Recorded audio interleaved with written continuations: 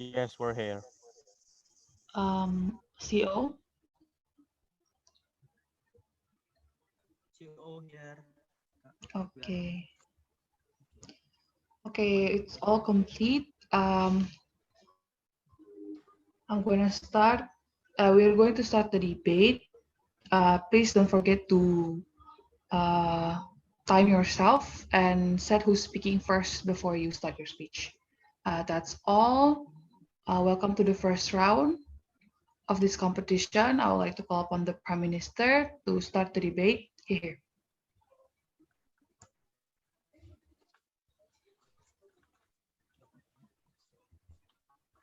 Am I audible? Yes. Oh, wait. Oh, Kak, ada pulpen satu lagi? Hah? Pinjam pulpen.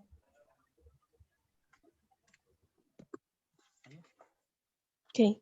I'm going to start my speech in 3, 2, 1. Ladies and gentlemen, nowadays, we do believe that in every country there will always the prestigious university that sometimes overrated by the society itself. To the point, it brings harm towards the society itself and even the education's world, and then especially the students for its students on those countries, right? Why it is bad? Why we say that it's bring harms? Because we do believe that because of this existence of this prestigious university makes other universities cover it and lose their image in the society eyes, right? But ladies and gentlemen, in here we do believe that when it's no matter things that we want to highlight in here is that no matter which university you are going through, the most no matter yeah, no matter which university you are entering, the most important things the most valuable things is yourselves, right? So here I'm going to talk about our status quo, where what is the purpose of after we are graduated from the university itself. And then the second one is that I'm going to talk about the uh, characteristic of Sherry as the university, as the student itself, and I'm going to talk about the further implications. Now I'm going to talk about, now I'm going to explain first about what's actually the difference of the University A and the University B that we are talking about in this motions, right? In the University A, like the info site taught you, there's a lot of university is a prestigious university where we know that inside this university there are a lot of junior students that makes the competition inside the university itself are very tight, ladies and gentlemen. So the possibility for Sherry to be outstanding on those university are very low because of the competition is very tight itself. And then the second one in the University B, it's filled with the average students, so that makes the competitions inside the university itself is not very tight. It's not as tight as the competitions in a university is. So it makes Sherry can have the chance, have the possibility to achieve some achievement itself, ladies and gentlemen. So that is why we are here as Sherry. We would like to choose University B instead of University A, right? Because of the first, we know that all the ideal conditions that students want, in ideal conditions, all students want the best for their education report, right? So that is why, because this education report are required to compete later when they are seeking for jobs, for example. That is why, or seeking for what is it? Yes, for job itself. That is why it's really need for us, for Sari itself, to be an outstanding students by winning in a competition, for example. First, winning in the competition inside the university first. So that is why Sherry can proceed to be the delegations for the next step of the competition itself, for example. So that is why for this kind of things of purpose, when we need this record, good record good education record in our university lives to get scholarships or jobs in the futures. That is why we do believe that it's better for Sherry to entering the university B. Why then why if Sherry entering the university B, this kind of things possibly can happen? Because when Sherry come into university B, because of the competition inside the university is not really tight. Meanwhile, Sherry is a skilled and smart student, so the Sherry can compete more. Not Sherry can have a bigger chance to be the delegations for the university itself, for example. So when Sherry can be the delegations for the university itself, Sherry can fulfill what she wants. Or for example, to join in the competitions like debate competitions, for example. So then this Sherry can win. We know that in outside the university, the most determined things it's yourself. All of the students have the same have the same chance to be win. But we do believe that before the things that most important here is that the step before you are the step when you are chosen by to be the delegation itself, right? So that is why if Sherry entering the university A, for example, then Sherry cannot be then Sherry have a very low chance to be the delegation. So how then Cherry can compete in the national level, for example, in the higher level, for example. So that is why, in order to have this kind of in order to have this kind of scenario, we do believe that Sherry should entering the university B, right? And then the second one, let's talk about the Sherry itself. Sherry is what the info slide told you before. Sherry is a skilled and high determined student, ladies and gentlemen. There are two kinds of students. First one is students that not even care about their education. They want to only enjoy their life as a student itself. And then the second one, there is students who really care about their education's life, really care about their score, and so on and so forth. And Sherry is the second type of student itself, ladies and gentlemen. So that is why if Sherry entering the university A, it will bad for her because of the first, it will it will bad for her psychological things, because we do believe that this kind of students, I mean Sherry itself, will be stressed and depressed when she get in the competitions, but she cannot fulfill what she wants because the competition in university are very tight.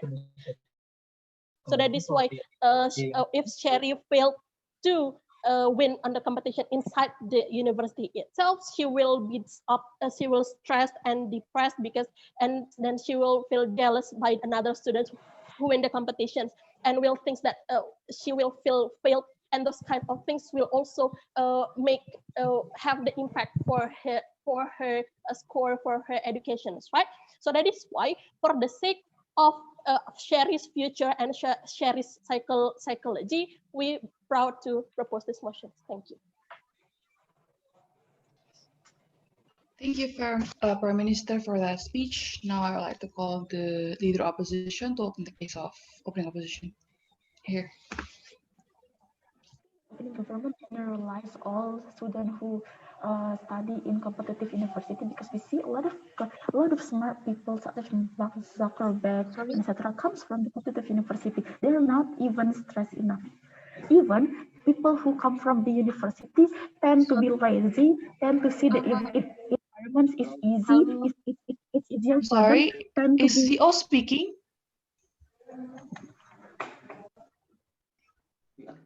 Udah. Alright. Sorry, we were like. Okay, please just mute yourself, CEO.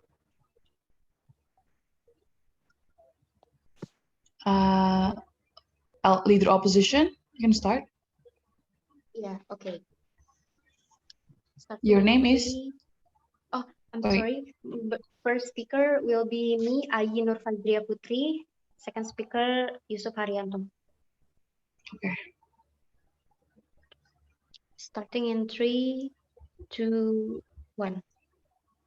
ladies and gentlemen, we think that opening government neglect about the thing about the ability or the potential that the Sherry have in the very first place, right? The purpose of government only for the sake of outstanding and also for the sake of the circumstances or the for the sake of Sherry will get a better score and so on and so forth, right? But they never consider about on how this kind of the thing will affect Sherry in the long term, right? We say that choosing the university in current circumstances is really crucial in our in status quo, right? Because the university will like as your fundamental on how you will get or checking for job, for example, on how you will lobbying someone on how you will get anything that you want in later on, ladies and gentlemen. They neglect about that thing. They choose this because they believe that it could make Sherry become an outstanding student, right? We say that it is okay for Sherry even the moment when Sherry choose the university A, but she didn't but she not become an outstanding student. Why? Because Sherry have got a valuable experience in the very first place, right? The competitions that Sherry experience is not abal-abal, for example. She compete with a smart one, right? So it means that Sherry is compete with the compete their knowledge with the right one, right? Even the moment when Sherry fail, for example, it is okay because Sherry can still get a valuable experience, which this experience will really useful for Sherry, right? Because she have a lot of she have a lot of experience in her life.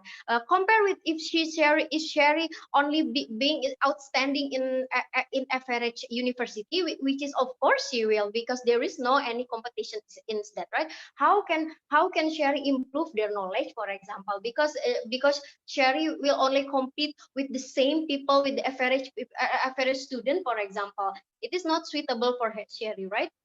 So we say that the argument from opening government it's not relevant at all. And talking about the Sherry, right? Talking about the students, right? Student demand to learn more about something, right? To develop their ability or their knowledge. You cannot stuck into your positions. Meanwhile, you are and afraid to go out into your comfort zone. Meanwhile, you have an ability on that, right? You have high skill on that, right? And also you have prepared in the very first place in your high school, for example. So why then you need to compete in circumstances where there is no where where there is where those circumstances are not suitable for you. I mean, not like not balanced with what you have. I mean, so the sense of developing knowledge or skill will never be there in the universities, right?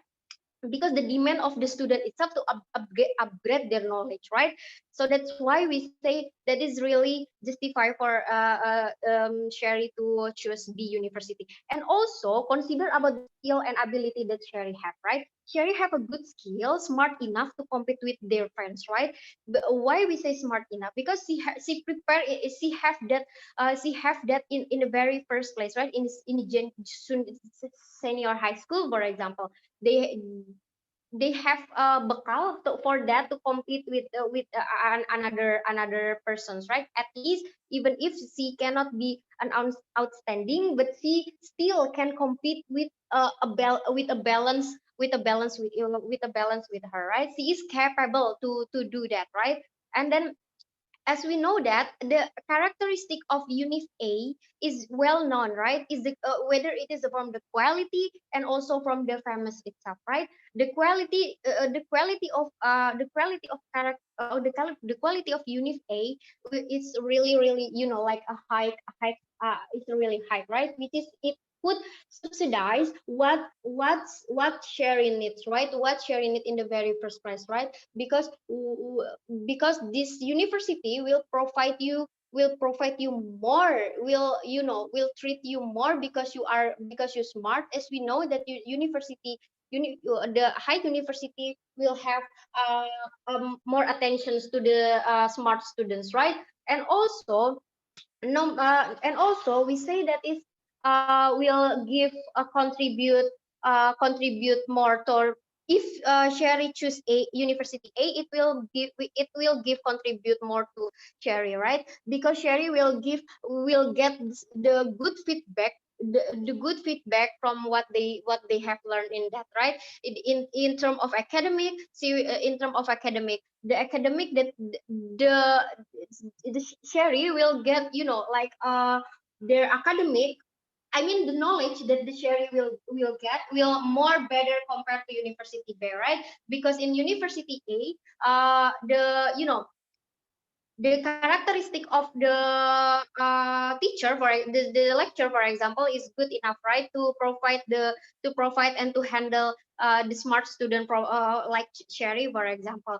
And then at the moment when Sherry will compete with another student, it will challenge herself, and it also could contribute to Sherry experience, right? Because Sherry already get a good a best and valuable experience, right? Because he compete with the smart, as well as Sherry. And also this also could back up this campus, a university could back up the Sherry itself, right? As we know that in the status quo, if you are coming from UI, for example, and from certain, and then the comparison is from Undikma, for example. Of course, in job vacancy, many people will consider you first, right?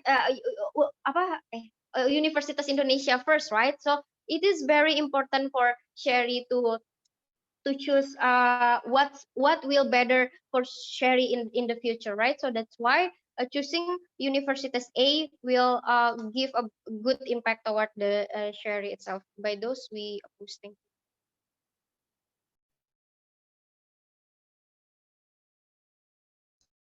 Thank you, Leader Opposition, for that speech. I would like to call now the Deputy Prime Minister. Thank you.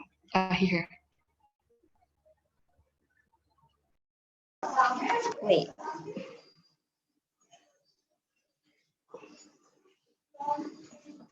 Okay.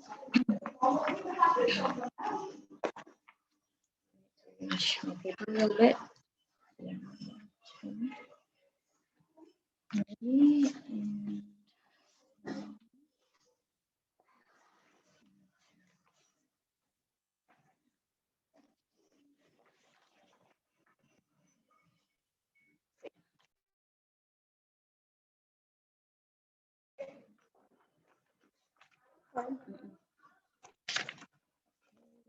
and start my speech. In 3, 2, 1, several rebuttals toward open opposition on the point of when she said that in University A, she's going to compete with smart students and it is okay to fail. But we say on OG side that the competition that is needed for university student is not only the competition in class, not only the competition in the universities, but also of campuses, between campuses, right? And also we say that it is not only academic activities, but also non-academic activities. We're going to explain this. Why is this more exclusive on our side? And why is it better for us to be outstanding rather than competing and competing only in class? Secondly, about the good feedback, right, on how Sherry is getting better knowledge in University A, for example. But we say that Sherry, as a highly skilled student since her high school, we say that Sherry is the kind of student that is highly motivated, that she is not only going to stick to what the lecturers teach her, but also she is going to do a lot of things outside of what the lecturers or outside the system, meaning that she has a lot of initiatives to do, and this is only exclusive on our side because the chances are only existing and better on our side. And lastly, when she claimed that, like for example, UI versus other universities and the corporations will choose UI, we say that it is not that relevant anymore on how there are a lot of corporations that already prioritize individuals rather than institutions, no matter if you come from UI, for example. And also there are a lot of times when no matter if your GPA is 4, for example, but what you can do, what you can give, and what contributions you have done as student in the universities. So we say that it is not that exclusive, right? So going to my argument, right? We say that Sherry is high skill. I'm going to explain 3 things. First, why better chances as outstanding student more important, and secondly, the benefits of outstanding student and how it is impactful for her after graduation life. First, Sherry is highly skilled, right? We say that her skill isn't going to be wasted in University B as OO claim, even though the competition is not so high.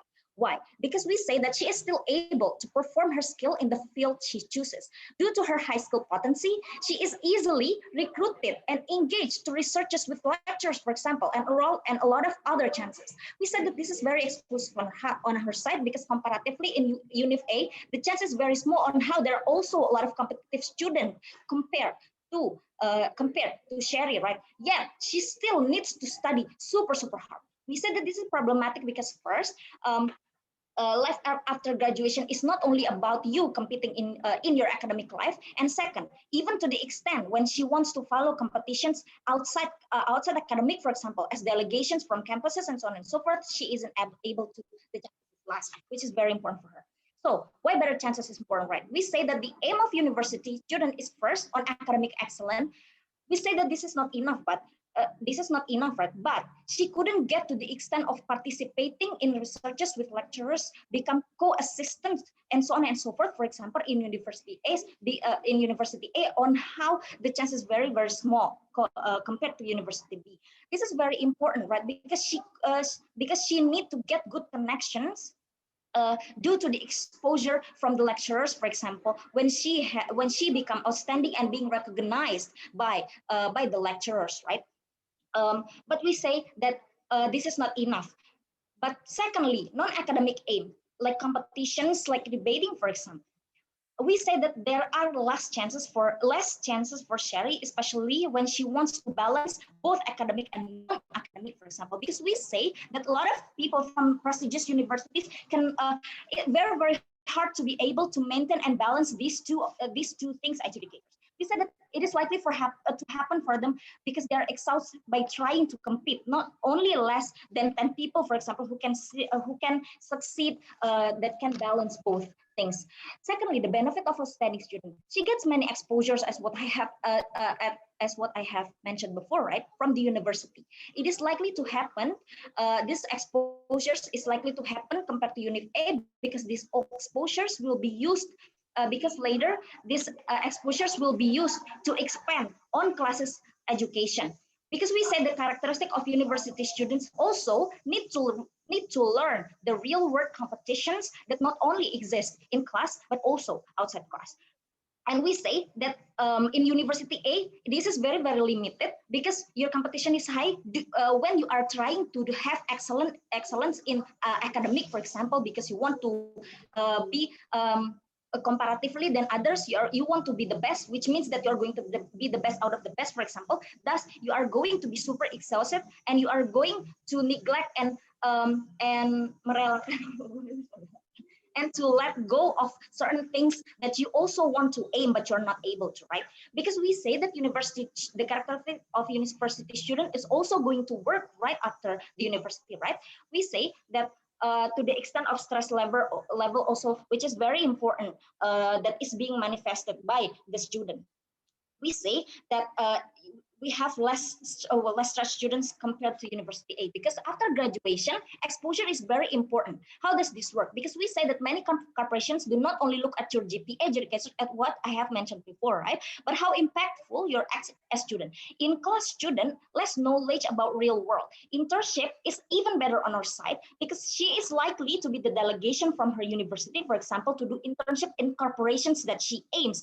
there are less chances from University A because she needs to compete with a lot of other students, meaning that she is going to not get the internship as she I'm wanted. sorry, DPM.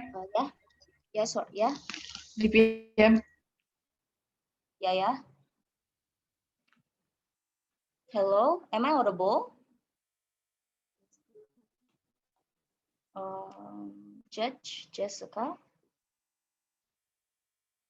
can I continue my speech or what? Hello? I think.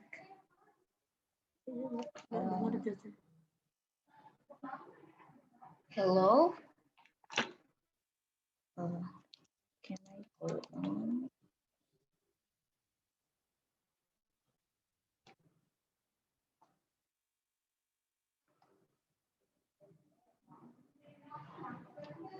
Wait.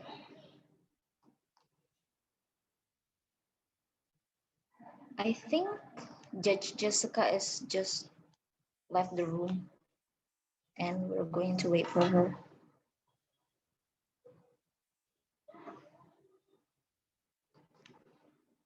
Yeah, iya kan?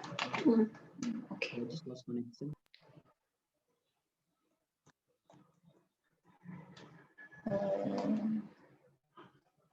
The committee, could you please ask Jessica what is wrong?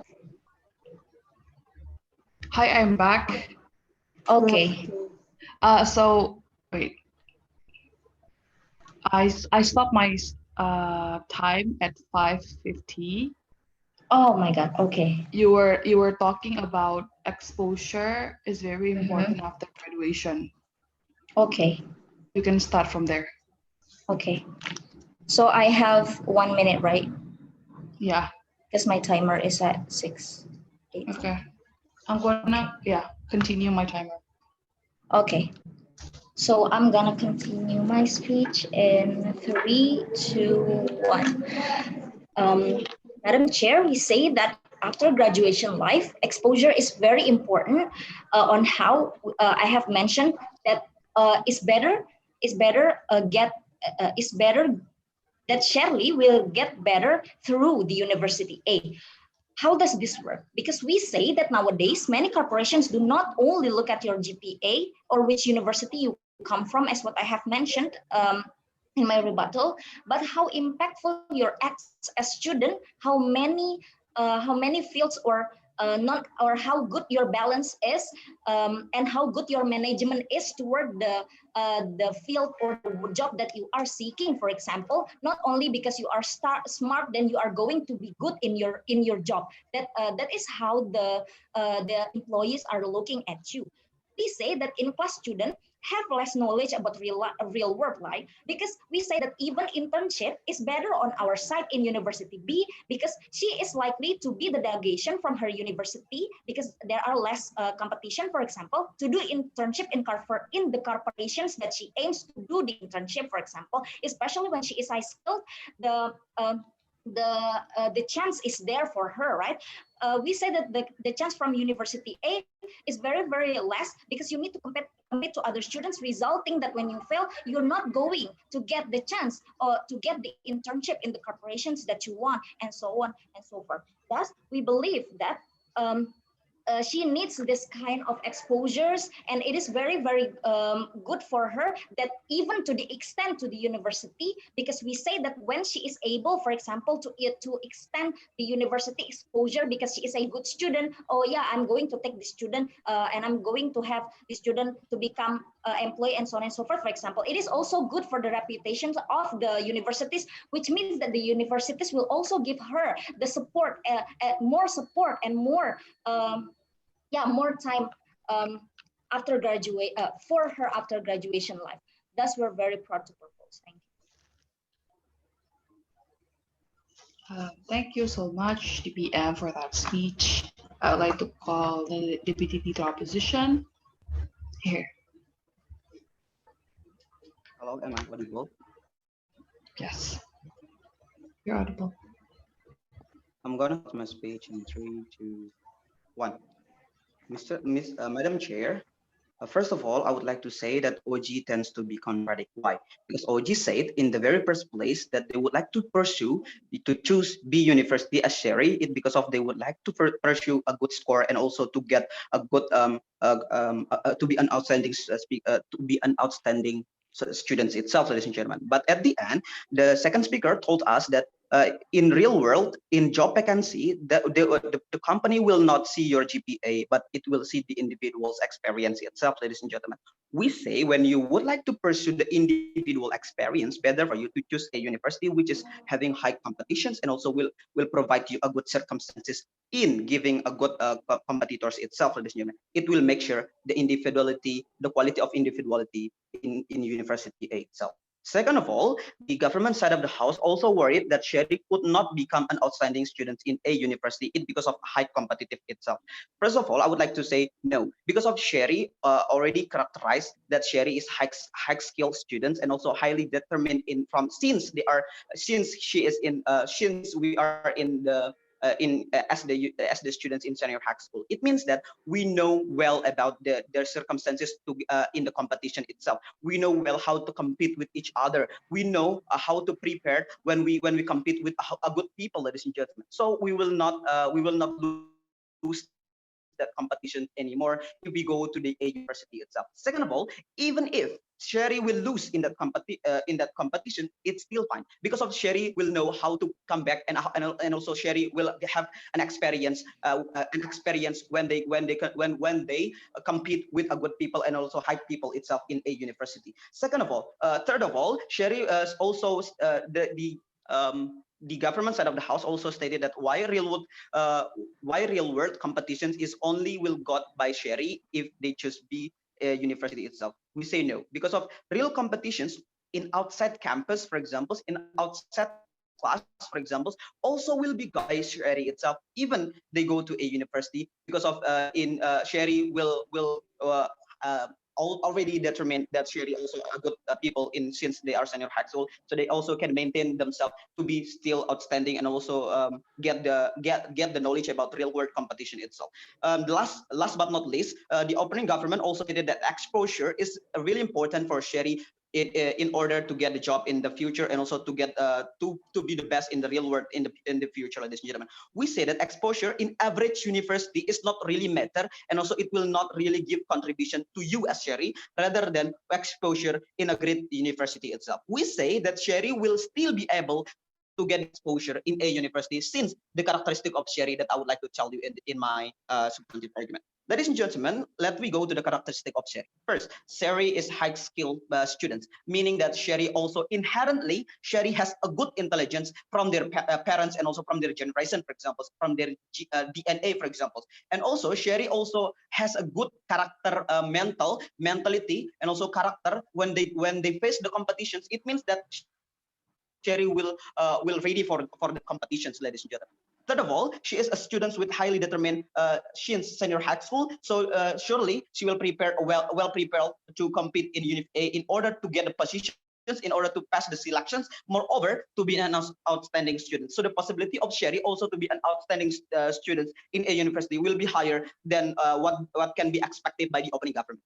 Lastly, the characteristic of Sherry is as a high school students having students that having a good that really need a good challenge, ladies and gentlemen. In our status quo, a lot of people right now try to maintain themselves to get the good challenge itself. Let's take the examples of Maudi Ayunda that also accepted in two great university, but Maudi Ayunda pretend to get the one that is the best rather than the others because of Maudi Ayunda knows that Maudi Ayunda need the competitions, need the challenge itself in order to improve their skills. That is why it is also going to. That is why it is better for Sherry also to get this kind of to get this kind of a university. Why it is justifiable for Sherry? Let we open the debate into a wide range educator. Because of why? Because of right now we live in conservative people and also we live, even if in progressive people, we say that judgment from society if you see as a good people, a good students, but you come to the lower university or an average university, so the people will the environment try to judge you. but that is never been touched by the opening government. Opening government never told us why the surrounding of Sherry will never judge Sherry if Sherry will choose B university rather than A university. We believe as Sherry, we need to avoid judgment from society that will happen to us as Sherry itself, that will impact our mentality. For example, ladies and gentlemen, the mentality of Sherry will be impacted when they, for example, when they hang out with their with her friend. For example, when her friend knows that Sherry choose B university, which is average university, but her friends knows that Sherry is a high skilled students in senior high school. So her friends also try to give a judgment itself, and it will impact the mentality of Sherry. That will be very bad for Sherry at the end of the day, ladies and gentlemen. We would like to, as Sherry, we would like to be more realistic, ladies and gentlemen. We are not only stopped in education, but our real purpose as Sherry is that to pursue a good job in the future, ladies and gentlemen. In order to get a good job, we need to see the characteristic of university that we would like to choose, ladies and gentlemen. Let me see the characteristic of university A. That is one of the best university, having a good circumstances, having a good competitions, having a good facilities in terms of laboratory, for example, library, and many things, ladies and gentlemen, that will improve your skill as Sherry itself. That will contribute more to you as Sherry itself. And also can the lecturer, for example, the lecturer also having a good as a good human resources that will give you a lot of experience and also knowledge. Let me see that characteristic of University A also having a good alumni. For example, ladies and gentlemen, a good alumni means that Sherry will get a lot of connections that from a good people. It means that in the future Sherry will easier to get a job because of the alumni of their university is really good, ladies and gentlemen. Let me see the characteristic of the University B, for example. An average university, not competitive anymore. Even if you are an outstanding student in that university, but even when it is not competitive, it will you will not gain a good experience and etc. Role of the university at the very beginning is to improve your quality, to improve the students' quality, to become a platform, and also to gain a lot of you as a student should gain knowledge and experience. So the university should provide that kind of things. So you as Sherry also should be considered when you would like to choose the university itself. So based on those considerations, we're very proud to oppose this motion. Thank you. Thank you, DLO, for that speech. I would like to call upon the member of government to open the case of closing government here.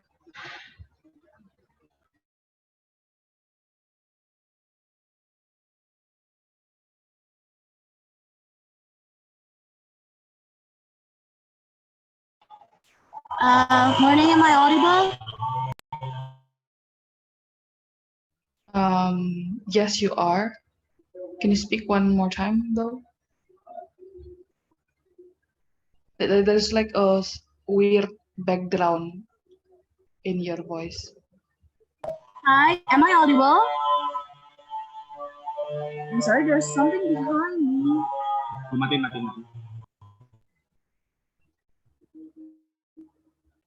Can you speak Excuse one me more for a time? moment. Okay.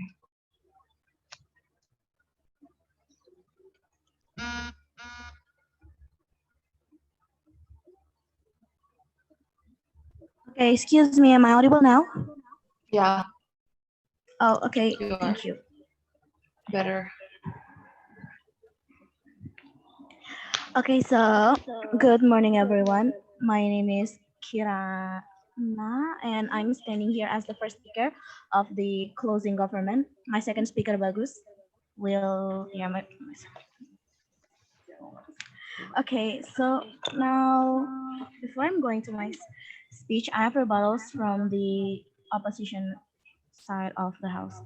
The first one is that the opening opposition stated that the university will be the contribution because she will have a good academic. But before, as you stated before, University A is a competitive university with a lot of smart students, and she is the standards there. I mean, everyone is like her, and what we want is Sherry to be a star student, so the lecturer will be focused on her, and I will explain this later in my argument. The second one is the opening government didn't explain how determined students will bring a spotlight to university, and this will benefit her economically. I mean, about the other benefits of having the spotlight of delegations at the university. So as we know, Our question today is, as Sherry, this house will choose B University. So B University is a university, an average university with a not so competitive ambience among its students. But in this university, Sherry has more chances to be an outstanding student that being recognized by her peers and professors. And what we want here is that we want Sherry to choose University B rather than University A. So now I'm going to my argument. My argument is why we support Sherry to be in the B University, because she believes that Sherry can own her own spotlight. Why? What is the definition of spotlight? So spotlight means that she can be recognized by her lecturer, by her professor, and by her classmates because of her skills. She will be an outstanding student among all students in her university, and yeah, that will create a spotlight for her. So here's the benefit of being a spotlight in the campus. So the first one is she can win a scholarship, and there will be an economic support from the university itself. You know, like a scholarship from the university, and the university when the university knows that Sherry is a smart student, and there will be like help from the university. And the next is that she will have a privilege in education. Like she will have an educational conversation with her lecturer or professors privately, because the lecturers already knows her main lecturer, and when the professor knows her, the professor could put her in a competition, so can use her talent and outstanding skills. And because we know that the competitive ambience is not only come from a campus, but it can also came from a, uh, a competition. And then she will raise her competitive awareness through this competition. So for Sherry, we do believe that this will be better for her to her increase her talent to be the better version of herself. And for we do believe that this is also better for university, because when Sherry wants like a competitions and scholarship, this will raise the university name. And yeah, the worst scenario here, if Sherry enters University A, it will be hard for her. It will be hard for her psychology, as the opening government stated. It will be too hard for her. She will push herself harder. And the best scenario that will happen if Sherry enters the university is what I already explained. That if Sherry Hi, enters the university B, sorry, she will. member of Gov. Yeah. I'm so sorry. My connection is really bad. I already changed it into a cellular portable hotspot now, not relying on my Wi-Fi. Oh, okay. I stopped my speech in, I stopped my uh, time in 2:03. What? Ulangin na Uh, admin, you were ulangin na admin. you were talking about Yeah. she will become a spotlight and therefore will get an economical support from her university. Can you start from there? Okay. And I'm going to continue my timer. Oh, okay. So let's get back there. The first one is the benefit of, I'm about to tell you the benefit of being a spotlight in the campus. So if she become a spotlight in her campus, she can win a scholarship, which we know that scholarship is very important for improving herself, like her skills and her experience. And she will get like a certificate, and it will help her through the another stage of life. And because she won a scholarship, there will be like an economic support from the university itself. Like there is a scholarship from the university, something like that. The second one is she will have a privilege in education rather than other of her friends. Like she will have an educational conversation with lecturer or professors privately, because the professor knows that she is not a regular student. She is a best student, and the professor will, yeah, they'll have like a private competition conversation. Sorry. The next one is when the professor knows her, the professor could put her in a competition, so she can use her talent and outstanding skills, and maybe, and the professor can, and since the professor know that she is an average student, the professor can offer her like a scholarship, because maybe the professor has some links to other university and other lecturer, and they will offer like a scholarship to Sherry, so Sherry will have a bigger chance to win the scholarship and to get the next. She will raising her competitive awareness through competitions, because as I told you that the professor knows her, the professor may offer her like a competitions that she can join, and we do believe that this is better for Sherry to be in the B university, and for the university itself this is better because the university can, and because of Sherry the university will get a higher name. Yeah, the worst scenario is where the Sherry is entering the university A, as the opening government already stated that this will be hard for her, this will be hard for her psychologic, and she will be pushed. Oh yeah, it will be hard for her mental. She will push herself harder, and we do believe that it's not good for Sherry.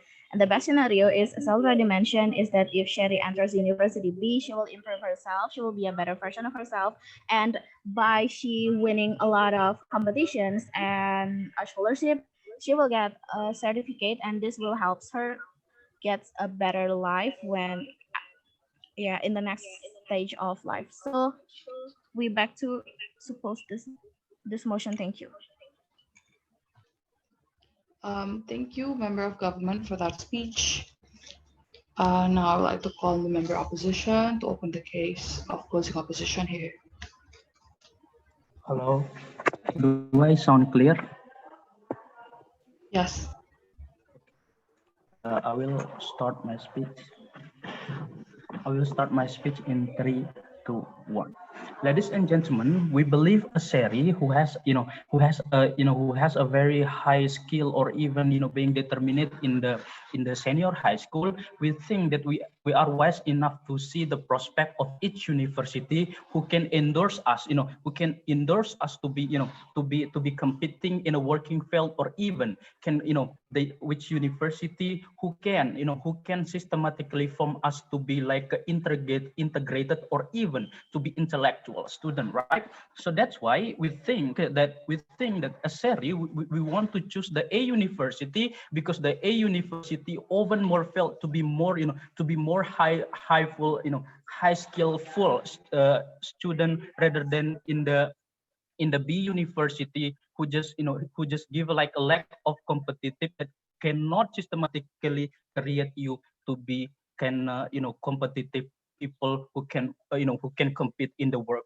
for example, right? So that's why this argument leads me to question that I need to address. Number one, why this, number one, why is the proposal of the, of the government team side of the house may fail you, to create a better, to create a better personalities in education, or even in the work field, and why it is okay for us to choose a university, and why is and lastly, why is our proposal is exclusively beneficial for Seri. Number one, now, but before of all, I need to discuss several ideas come from the, the government team of the house, right? Number one, the opening government say that good education, good education record in in B university can create a perspective in scholarship. We say no because we think that scholarship is not only gotten by you, by because you are being, by being dominated in the class, or even by being, by being well recognized by your professor and teacher. It can also be, it can also begin from another party, like for example Telkom, who give university to smart student in a university, because they believe that they can be like perspective for their work, for example. So that's why we think that the idea of scholarship in B university, because you are being very outstanding, is unlike, it's not that exclusive for them to choose the, to choose the B university, right? And secondly, what ironic here is the opening government say that the tight competition in a university will lead to the psychological depressed to Sherry. We say no because we understand the people who go to the university has already have a very mature psychologist. What does that mean, Madam Chairs? It means that you can easily control your psychology when you are being compete, Scholarship when is you are not being, that when you because it's compete to the people. What does that mean? We think that under the psychologist of Cherry who has already graduated from the senior high school, it is it is potential for her to control her depressed, or even the competitive university can create her to be first in an intellectual or even integrated student to compete with, right? Ladies and gentlemen, and in the in the opening government, they said that the idea of delegation, the exposure may something good for you to something good for you because you are being well recognized, so the university delegate you to do the internship. Ladies and gentlemen, in principle, the university have already cooperated with any company to delegate them, to delegate their student, right? If a university who has a good level, for example, they of course delegate the student to to good level of company, right? Even if Sherry will go to the B university and being delegated, we think that the B university will just let you to have the internship in a kind of a low company, right? We think that the success idea of governing side of the house is unlikely to happen. And second, and lastly, we think that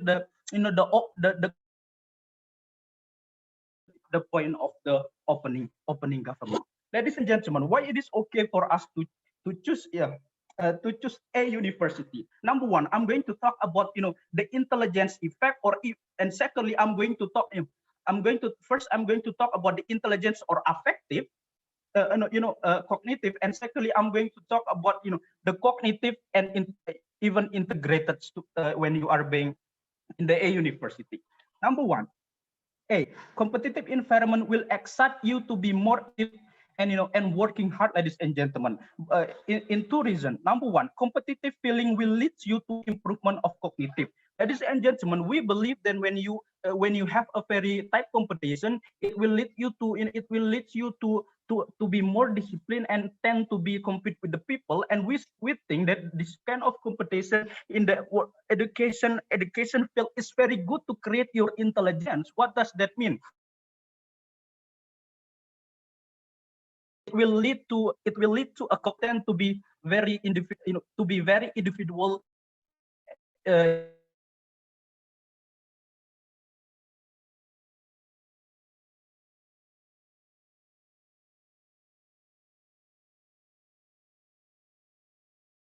cognitive, right? And secondly, in a university, that's other people in the work, right? We see that the we see the alumni, they can compete, or even they can be adjust, they can be their intelligence can be adjusted by the Hi, university, because member exactly of the opposition. university is system.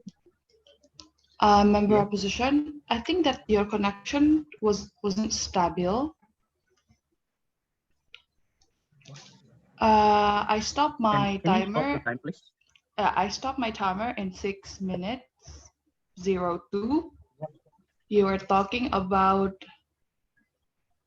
competitive environment will allow students to improve their cognitive ability because they are more disciplined. Okay. Am I audible? Yes.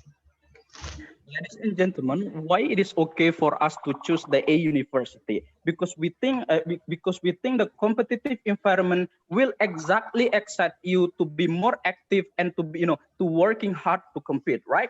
But there are two reasons why we endorse this kind of argument. Number one, the competitive will always lead you to improvement of cognitive, like we say that it is intelligence in academic world, right? When you are being competitive with people, it will lead you to be more to be more to be more active in searching for information, or even to be excellent to the people, because exactly your environment create you to be that kind of person, right? Rather than you go to the B university where you compete with the low people, we think that it will not very significant enough to to lead your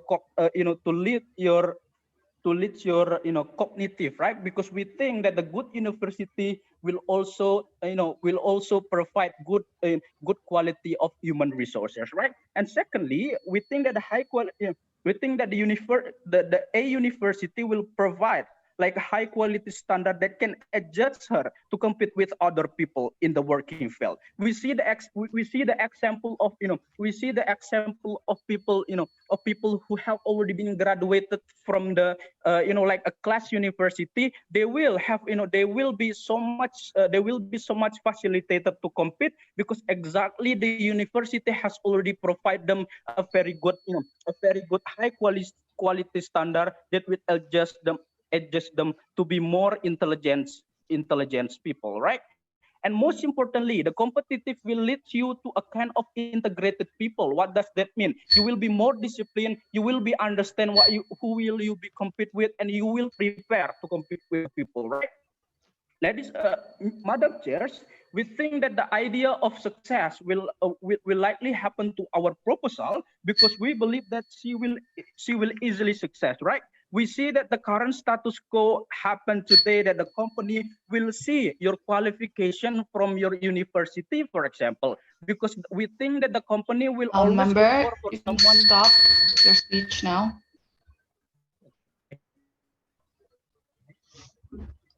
You spend like 8 minutes, 21 seconds. Thank you, member of opposition, for that speech. I would like to call upon the government whip. Here.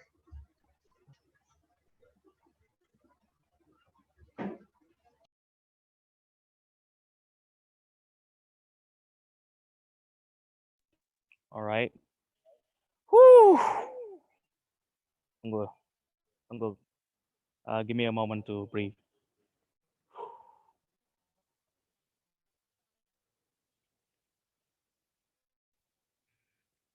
All right. Thank you for giving a chance. Today we're talking about as Sherry, this house would choose B University. Before I jump into my argument, I would like to give a rebuttals from the opposition side of the field. I do agree with the fact that competitive actually brings intelligence, and it actually brings strictness and discipline for those students. But there's one thing that the nature of competitions, especially when we're talking about tight competitions, it will decrease the amount of social between students. And I will explain that to my argument. Okay. I think the fact that when you're in a university, it's not all just about studying. It's not all just about studying, but it's also about whether we could interact with other students, where we could build links with other students, and having this tight competitions ideal in a university, it will bring it doesn't have a good social between other students. Why? If you're in competitions, if you are competing with other people, you wouldn't be you wouldn't be um, generous with your social with your other students, right? You'll be competitive, and you'll be thinking about being competitive with other students. But one thing that but the other things, the other aspects, the other important things about being in university is not just about studying. It's also building a great relations to other students. And it is the best place to build great relations is in B University. Why? Because in the info slide before, it has been explained that university is an average university with a not so competitive ambience. Having this not so competitive ambience, students uh, are become more relaxed, are become more social with other students. But if we look at the university A, where their ambience are more competitive, it it doesn't bring more relaxed to other students to socialize, because what they thinking is about competitive, whether they want to be better than that students. Having that ideal the I restrict the restrict to be more social to other students. And that's why it is also to have it is also to have a competitive ideas, but it is not the right place to have competitive ideas in a university. I think the better uh, place to have a competitive ideas is to be off university. Why? Because we have to be in other university. Okay, moving on to my argument, ladies and gentlemen. My uh, what what the opening government has delivered, that they successfully talk about how important exposure is, how it brings great reputation when we do internships, when we are appointed for jobs, right? But the open government hasn't explained the other benefits of having exposure or having spotlight, like what my first speaker stated. Having this great spotlight, the university will recognize, uh, will will easily recognize Sherry for her outstanding skill and um, outstanding skills and very determined person. But it's a very determined person. So having this recognition by the university, it will university will bring sponsorship for Sherry. For example, like scholarship that is held by the university itself. Having this sponsorship or having this scholarship will bring benefits for Sherry from the economic point of view, where all costs will be covered by university, and the other hand is for research. So it is very helpful for Sherry, who is very determined to her study, and very high skill to very information to their to her information to her studies. But so that means, from the nature of Sherry, we know that Sherry is a smart student. Sherry is a very high skilled student. But one thing that she hasn't accomplished is her social life, is social skill. And the best place to increase or to improve uh, social skills is in B university. Why? As I explained before,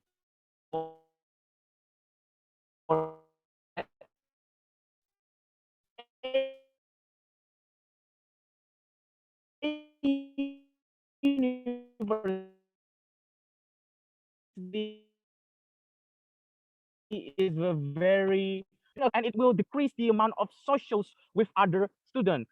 What I mean is that Sherry would not socialize more widely to other students. She will only socialize to certain groups, and that's really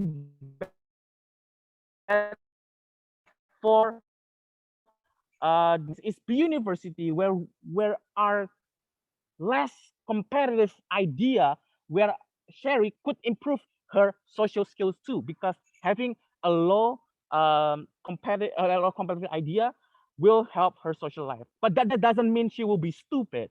No, as it is explained before, that there are professors that will guide her to be more smarter and to be better. That's why we propose this. That's why we agree with the fact that Ashery would choose B University. B University. Thank you very much and have a good day. Thank you so much, Government Whip. To close this debate, I would like to call upon the opposition whip. Here. Am I audible? Yes, you are audible. Wait a minute.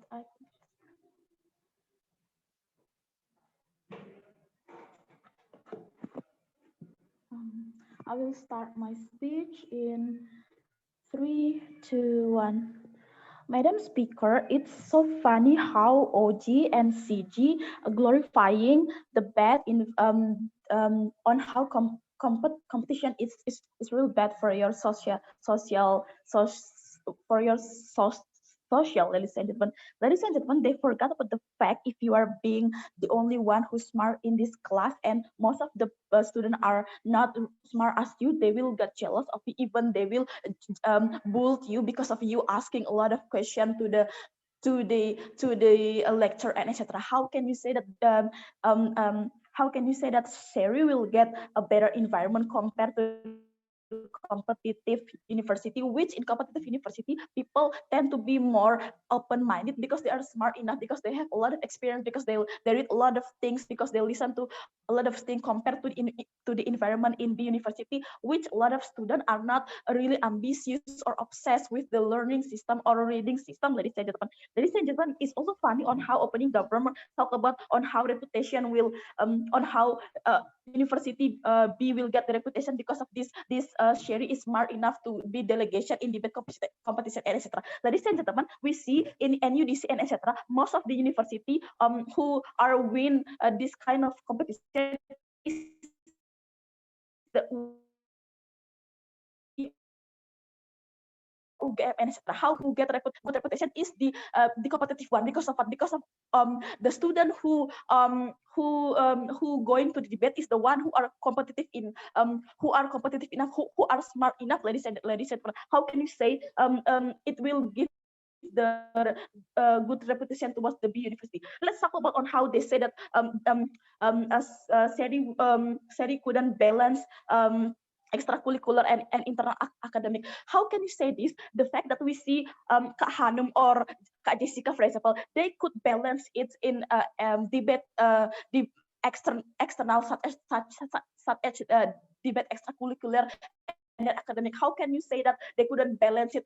The fact that they are the people who are smart and could manage their time, ladies and gentlemen, it's contradictory.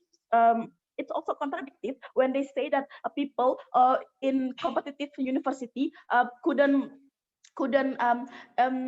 they, it's also contradictory with their argument when they say that in competitive university people Sherry will get the limited chance because of the limited chance. Please unmute your please mute yourself. When they say that when they say that Sherry will get less chance than the university, the fact that it's contradictory when people in competitive university are busy to study and etc. How can you say chance?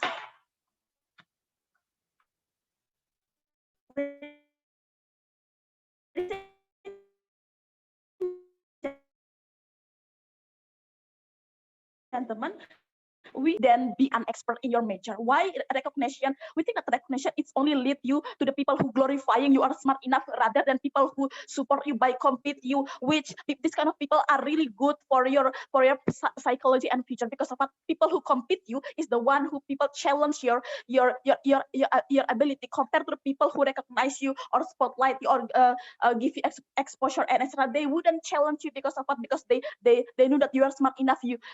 They couldn't defeat you and etc. This kind of thing will lead you to forget the fact that there's more people who smart rather than you, ladies and gentlemen.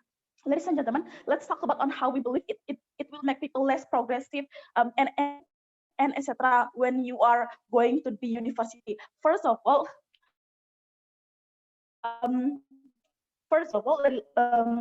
people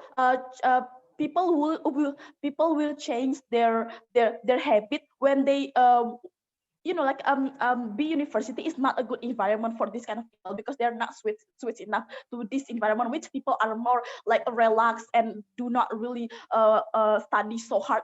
It could be toxic environment for you because it wouldn't encourage you to be a better person, to be a smarter person, ladies and gentlemen. Ladies and gentlemen, we also stated that if Sherry will choose the competitive university, it will give him a better future, or it will let her to the successful person. First of all, we talk about on how company get on how company work together with a competitive university, on how Stanford and etc. Like a lot of people who contribute in this world, such as Mark Zuckerberg, Steve Jobs, and etc. They are come from the competitive one because company work together with this kind of university. It will easier for you if you're smart student. It will easier for you to give this kind of privilege when you are in competitive university rather than IB university, which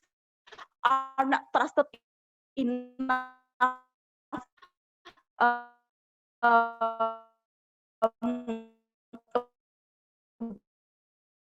by the company, because they don't want to, like if you say that a company individual ability, yes, the student, if she go to the competitive university, ladies and gentlemen, we also believe that we also believe that if Sherry go to the competitive university, it will motivate her, right? It will give her environment which can let her to be successful person, because at the very first beginning she already worked so hard because she see that the environment are already study so hard. At the end of the day, we believe that the company need the student who are competitive enough, who are really study enough rather than need a recognition or something like that. That the idea of that coming from the government team, ladies and gentlemen, we believe that the successful idea will be achieved in our side of the house, because we already explained to you on how this kind of thing will be achieved if Sherry go to the competitive university, which this kind of university provide you good facilities and etc. Also, the environment encourage you to be a smarter person that the company need, ladies and gentlemen. The company will wouldn't need the people who are feel themselves as the smartest one, right? Because the company need the people who competitive, who work so hard, and who able. By this reason, I oppose this motion. Thank you so much, Opposition Whip, for that speech. That's it for the debate.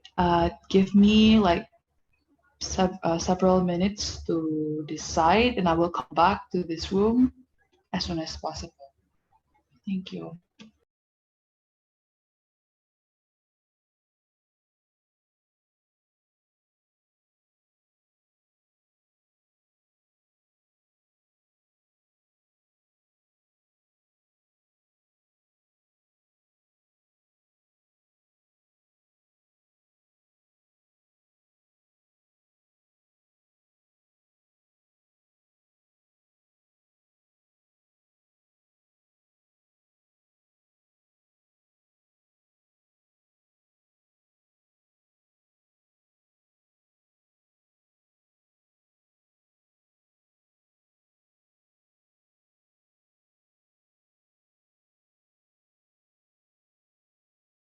Because of the competitive environment that will allow good culture for this individual, for example, because they're always looking for information and be active. But I felt that, first of all, this argument wasn't really finished and manifested into a benefit for Seri itself. I don't felt how is this cognitive ability could significantly become a benefit. There is a little explanation about this, but I felt that it's was out in a whip in a very late speech, and I felt that I cannot credit that very much. I felt that in comparison to the other team, like for an opening team, for example, I felt that their analysis could be better manifested into a benefit, like for example, in a workplace or getting a more job, in comparison to the other team. Like in comparison to CG, also For example, I felt that's why the reason why CG is upper hand than closing opposition is because I felt that their contribution about lecture connection and the connection she created in her college is explained better to be a benefit because it's manifested into a research and scholarship and eventually be getting a better job. I felt that this explanation is better than the closing opposition. That's the reason why I felt that closing opposition is got fourth in the debate and YCG is upper hand than closing opposition. Yeah. So that's on CO and CG. The reason why I gave second to opening government is the reason why I think opening government is better than closing government is because I felt that although closing government gives a contribution and analysis about connection to lectures to better research and scholarship, but I felt that in comparison to the opening government, they talk about their higher probability to get a reward as an outstanding student. I felt that it is better. But second of all, I felt that opening government also can establish characteristic of workplace better and cooperation better after graduation. That how they talk about the characterization of workplace that no longer see GPA or university, but instead appreciating your contribution more. I felt that this analysis about the future life of Sherry is makes the argument more contextualized benefit in comparison to the closing government that talk about the benefit about lectures and research itself. But second of all, I felt the contribution from closing government that talk about a better social life in the web speaker was kind of late.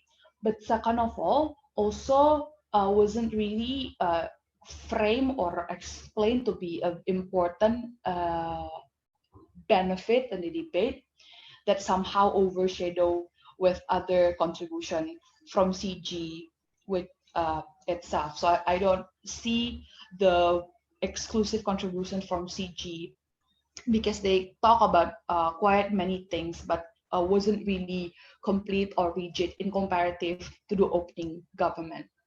The reason why then I give opening opposition first in the debate in comparative to the other team is I think that opening opposition is better than opening government because I admit that there is quite many deadlock in opening debate, but I felt that opening opposition can, the tipping point was when opening opposition can prove to me why then Sherry have the capability to compete in the university A because she has a high motivation and she also will most likely come back when she failed.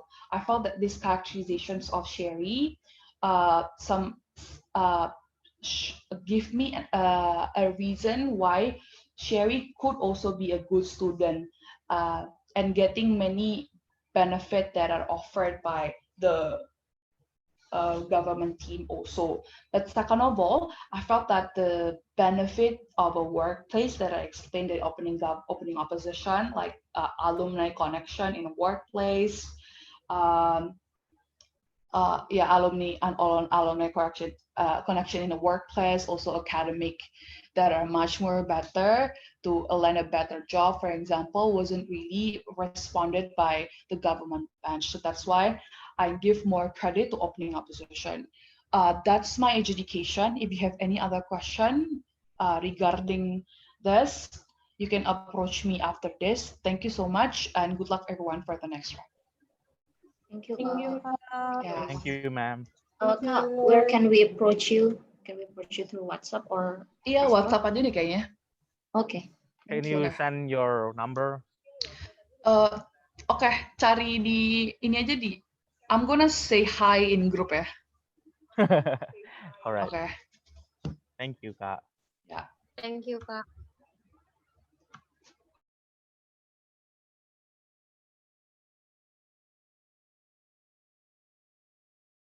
Ladies and gentlemen, imagine the policy creation of India to ban a 59 apps as big as Alibaba, as big as TikTok is not only going to impact it to the accessibility of market, but it's also going to affect it to a lot of people that is going to lose their job. They're very demanding and also relying on this kind of method in order to create job. Because India, we need to do understand that India does not have any replacement alternative the moment when they want to ban this application. That means this creation, the policy to ban these apps is such blurry, right?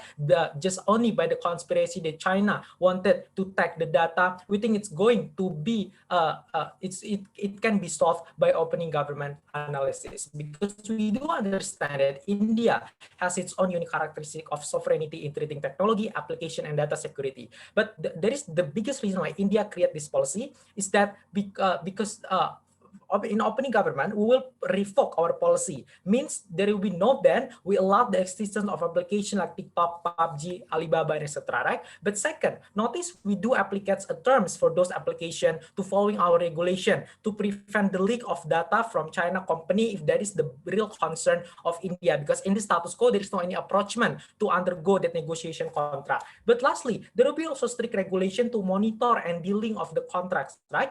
It means they need to also be transparent on technology, what technology they use to require the data algorithm, and so on and so forth, right? It's going to be done by the Ministry of Technology and so on and so forth. That's why this debate needs to operate in context when India policy to maintain data security are already there, is already there, and opposition need to prove what are the replacement policy if they want to ban this application that very demanding to the market of India society. So what I'm going to talk in my speech, 3 points of analysis. Firstly, why banning these apps is restricting the freedom of accessibility of Indian society to access and demand of job. But second, how it's also going to impact, how, for example, the current company like Alibaba and also TikTok is very important to India in condition of current also post-COVID, but threat of why, even if we lose our sovereignty, why it's okay for India to allow this existence of application. First argument, why banning this app is restricting the freedom of accessibility. What are the most impacted what is the more impacted reason when you conduct a fully ban to these 59 companies? Firstly, there will be job losses of 1,000 of Indian workers that is very rely to this. Why it's very important? Because first, India country is still a developing country, highly populated and even overpopulated country in which India are never go and have any solution to exactly demanding for job opportunity for their own society. It means if government need to recruit and provide as much as possible job to current society, we think this is the opportunity for India to actually transport and connect the existence of Alibaba, TikTok, and those applications that is very high demanding in the world, not only India, to actually recruit all kind of India society. But the fact that many middle to lower class society in India still relate to these companies in the status quo, ladies and gentlemen, prove that this existence of application is still important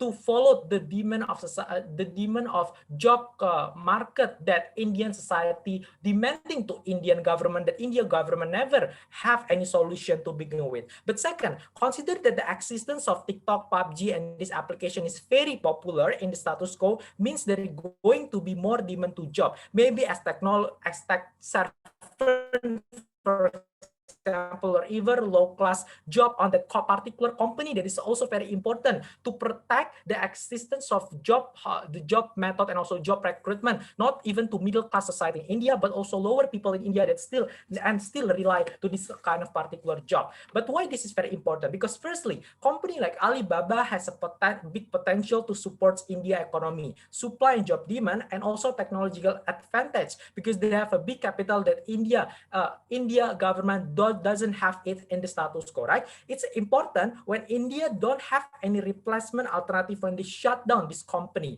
because notice that this banning is going to force India, for example, to think other solution to exactly recruit more jobs, recruit more people to getting job. But the fact that India does not have this approachment to help and protect the India people, we think it's very important to rely on this company, right? Because second, it's also going to impact it to accessibility, because Alibaba, we know, has a very good potential in private seller. Even in the pandemic situation, Alibaba is very important to the existence of the market. But second, it's also going to impact it if we going to ban application like PUBG. They're very demanding for the esports people in India that also having a high demand in order to recruit job, right? But second arguments, why this existence of company is very important. The fact that it can be solved under the contract negotiation is going to force this company to obey our regulation in maintaining the data security, if that's the concern. Why do they want this kind of thing? Because firstly, India is a larger market as a society to begin with. Therefore, it is very necessary for this company to follow the demand and also to follow the contract negotiation and also regulation if India give any kind of restricted towards the contract, right? This is our advantage to getting more job demand. But also in current or post-COVID in India, for example, Alibaba is going to provide every interconnected of selling and also buying to India society. Therefore, on both opposition side of the house, if there is no any alternative regarding what are the replacement policy, we think this motion should not be felt. We think that the banning of these apps should not be necessary in the very first place, right? But lastly, third point of argument, why in terms of the trade-off, for example, we lose all kind of sovereignty, why it's jeopardizing, for example, India culture that is very close towards the accessibility of the market, why it's still okay? Because firstly, India currently are facing a lot of political pressure and also inside conflict in India and also, for example, ladies and gentlemen. Therefore, it's very important for India to think more pragmatic and also strategic in order to first save and protect the society first, demanding more job market toward this company, because that is the exactly first kind of method that we need in the COVID-19 situation, right? Where India is, even India government is the one who are unable to provide job.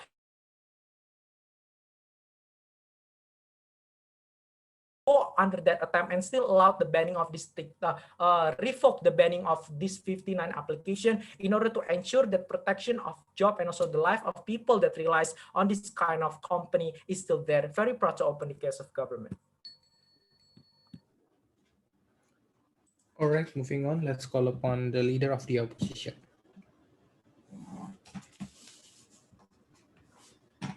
Okay, let me set my timer.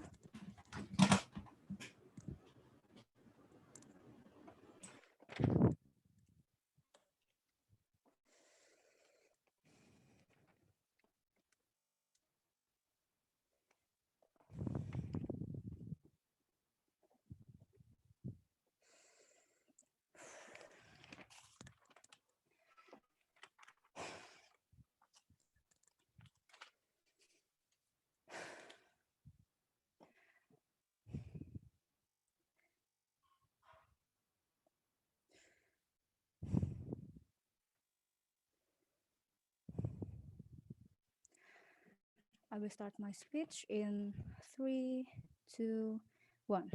Panelists, we see that the opening government has failed to define the motion. What's truly our concern in this motion? Because we see as the opening opposition gonna give you a clear problem or a clear picturization about what's going on in this motion. First of all, there's India and China's dispute for all your information, and we both sides have to agree in this, because there's a Sino-Indian border that dispute that happened between India and China, and that's why this motion arises, because India is really afraid that China is gonna harm their country, their sovereignty of country. And that's what we're talking about right now. It's not about a demanding job. We believe that Indians people are really, really smart. Not that, I mean, what I'm trying to say is we as the as a student from informatic technology major, I see that a lot of Indian people is really advanced in their coding skill in informatic technology, and I really believe that Indians is the one that can improve their own country. For example, let me give you some example. They have their own companies for making motorcycle and also cars, and that's also proof to us, even though they are developing countries, but we see that this developing country is the people of this developing country is really potential to work on their feet, and thus we don't think that banning TikTok or China apps is really to depends on the banning of these China apps is actually the content creator. Why? Because we see that this the whole promotion in social media is really matters. This going to harmed by the banning, but we see that it is okay if the content creator is gonna harmed by the banning, because first of all, we see that our the matters of our country is way more important rather than individuals interest. What I'm trying to say is the job vacancy itself, but we believe that it's not that bad as the opponent government has said, because we think that the bigger problem here is the sovereignty of the country. Move on to my substances. The first one is why I'm sorry, why China's apps is really bad for India and what exactly they do. And the second one, I will tell you why this motion will create a worse scenario that will happen in our world. The first one, are China apps really bad for India and what exactly they do?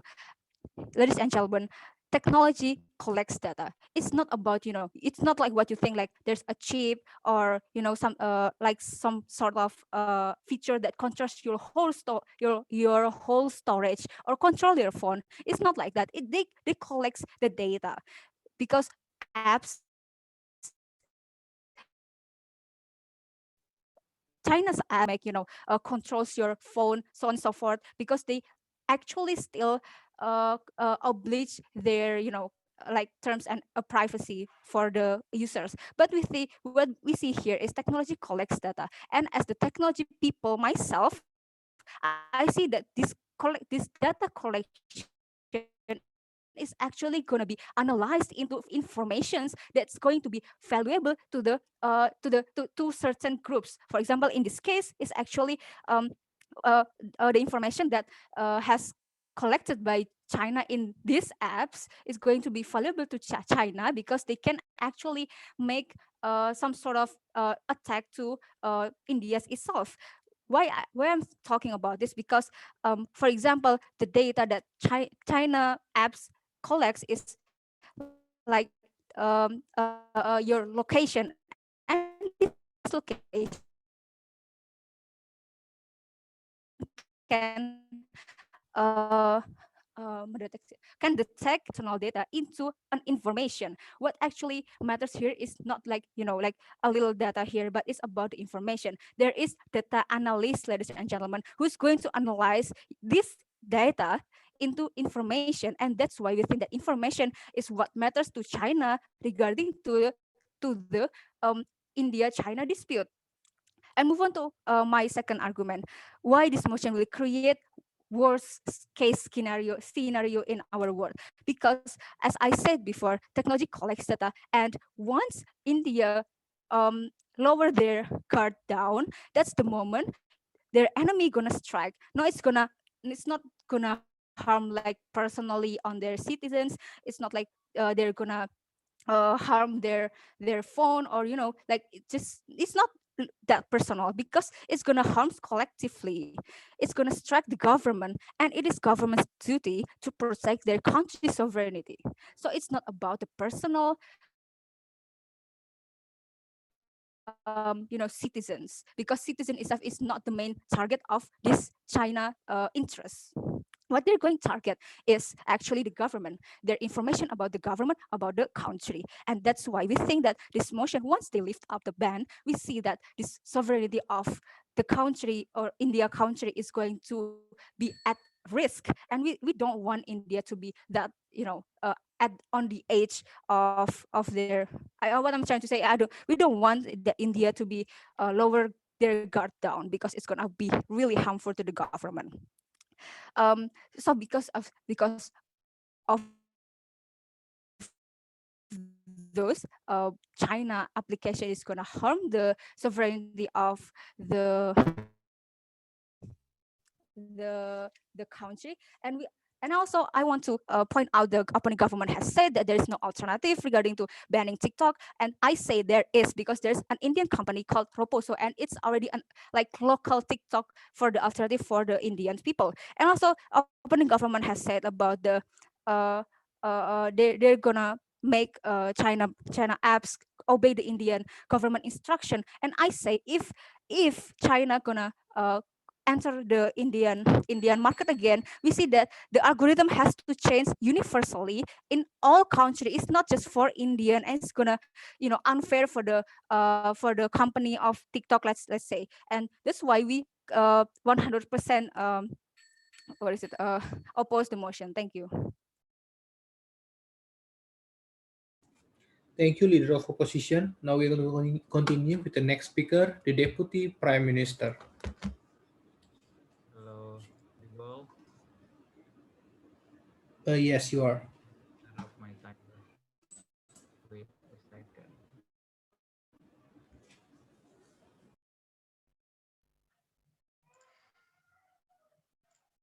Stopwatch. Okay.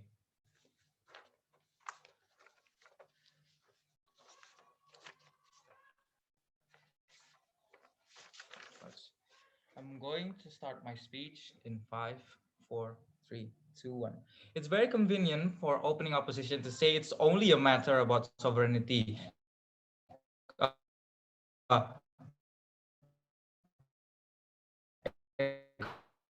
Economy should butterfly effects towards other sectors of economy, which cannot be neglected, right? Which should also be a factor and matrix towards actually understanding and judging this debate, right? Which is the best for the Indian people, right? There is, at the end of the day, any goal of a country, right? It is going to make the best thing and the best agenda for the taxpayers that pay the country, then trust them to protect them and other stuff, right? That comes being paying to taxes, right? Before moving on towards my contributions, um, let's engage towards opening government. First, they really talked about how it harms sovereignty. They talk about why is it going to be harmful, right? At the end of the day, right? We say then why is it exclusive? Because recognize that China will never be the only country that uses apps to collect data in terms of their own private security and private agendas, right? What are the examples of this? The examples is, for example, Facebook has done it before in 2016, and in terms of trying to rig the election, for example, right? And we say in our trade-off that I will talk about anymore, this is the prerequisite to actually embrace them in order for us to create data prevention laws, that data privacy laws that I will talk about in my later substantive. That is the prerequisite for you to actually prosper in terms of sovereignty, so you are not going to be threatened at the end of the day. Secondly, they talk about why, for example, India has also their own alternative apps, for example, right? Let me tell you why their own alternative apps is not going to be effective, right? Because it has been recognized by Refan. My first speaker already talked about a few things about why is it exclusive for Alibaba, right? For example, even if you want to engage towards their own e-commerce, for example, Indian Express, do recognize in status quo people use much more Alibaba much more, right? Because Alibaba has better UI experience, Alibaba has better engagement and software and all of these other structures that makes people understand and try to implement and buying, right? Because do recognize that UI and the structure of certain kinds of application is the prerequisite for people to actually buy and engage towards the apps to begin with, right? And we say that in on their side of the house is not going to be very engagement to engage it to begin with, because lots of people are already becoming esport players, for example. They already skilled in PUBG, for example, or lots of people are already integrated towards Alibaba and whatnot, right? So we say it is not a clear explanation in terms of why at the end of the day everyone would opt in, or even the impacts would still be the same on our side of the house in terms of economy, right? So moving on towards the extending towards the justification, why is it unjustified, right? Because we say it's unjustified because the framing that Indian government took in actually doing the debate is that they created a narrative based on telling that nationalist apps are better than foreign apps. That is one of the prerequisites for us to say that it's unjustified, because basically they just want the best in terms of their own economy without actually giving the best towards the economy, right? We say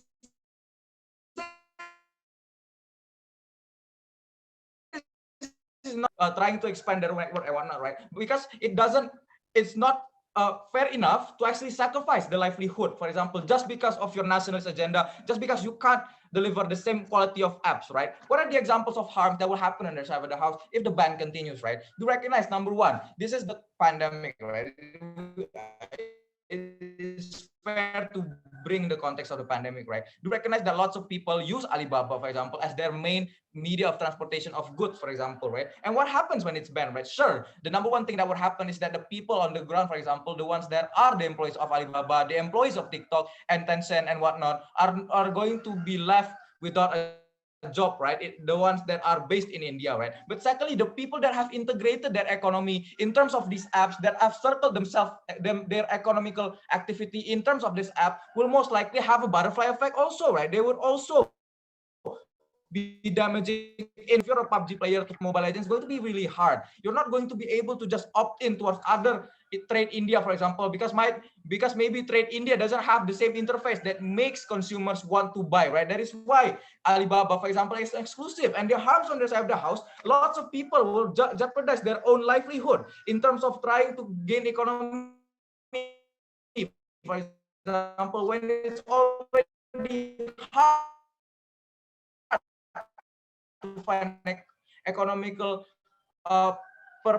pursuits, for example, right? And don't go into their framing about saying that it's going to be easy for India to get jobs. To recognize the populated area means there will be less likely for other kinds of toko and whatnot to actually be built, right? And this is why this is very important towards the India. And we say on the justification why they want to become nationalist is not a clear justification for India to jeopardize all of this livelihood. Secondly, engaging towards what they want about sovereignty and whatnot. This is the framing and the argument that I will to bring. This is the trade-off that we'll bring. Why? Even if data breach happens on our side of the house, in the long term, it is still going to push more rigid data privacy policies, because in status quo, India does not have one. And also because data breach by apps is not only going to be exclusive for Chinese apps in the long term, right? Do recognize that China is just trying to slip this under the rug, right? They don't want to create an infrastructure towards actually stopping by doing policies and rigid laws on data privacy, on data theft and IT structural reasons, right? We say that when on our side of the house, when we do accept them in the terms that what my opening government, my prime minister have already said, we say that yes, there will be a risk of actually data breach, but this is the prerequisite for us to make laws that are rigid for future impending threats, right? Because when the risk happens, there is discussion among law enforcement. There will be discussion among the parliament that this is something that we have to mitigate. Secondly, this is going to be much more important because data breach will never be exclusive to only Chinese app. Facebook has done it before towards the United States and America, for example, and Tokopedia has done it to Indonesia also, for example, right? And this just shows you the importance of actually going to the flames. If we sweep this under the rug, there will be no urgency. And at the end of the day, if other countries go and use their operate with other companies in terms of apps, right? But on our side of the house, what we give to you is that at the end of the day, there will be discussions. There will be people thinking about the solutions because they know that the economical benefit is very marginal in terms of just trying to ban them, right? And at the end of the day, there will be discussions about privacy policies, privacy data laws. That is currently not in the status quo of India, right? This is very important in the long term because you cannot stop the industrial revolution. You can only protect yourself from data privacy, and it would never happen on the side of the house because they sweep everything under the rug without actually facing the demons of these apps we are proud to propose. Thank you, Deputy Prime Minister. Now we are going to proceed with the next speaker, the Deputy Leader of the Opposition. Yes, am I audible? Okay, wait, I will set my time. Okay, 1, 2, 3. Okay, good afternoon, ladies and gentlemen. So in today's motions, we have that this House believes that India should lift the ban of Chinese app like TikTok. But I would like to have one rebuttal about the previous speaker. So the previous speaker is basically more focused on the economical effects on job fields rather than India's sovereignty and national integrity. I think the previous speakers kind of misfocused the motions because we're talking about Indians' safety now. We're talking about the threat towards sovereignty of India. So that's why economical effects does not really play much roles in these motions because national integrity, of course, will always be more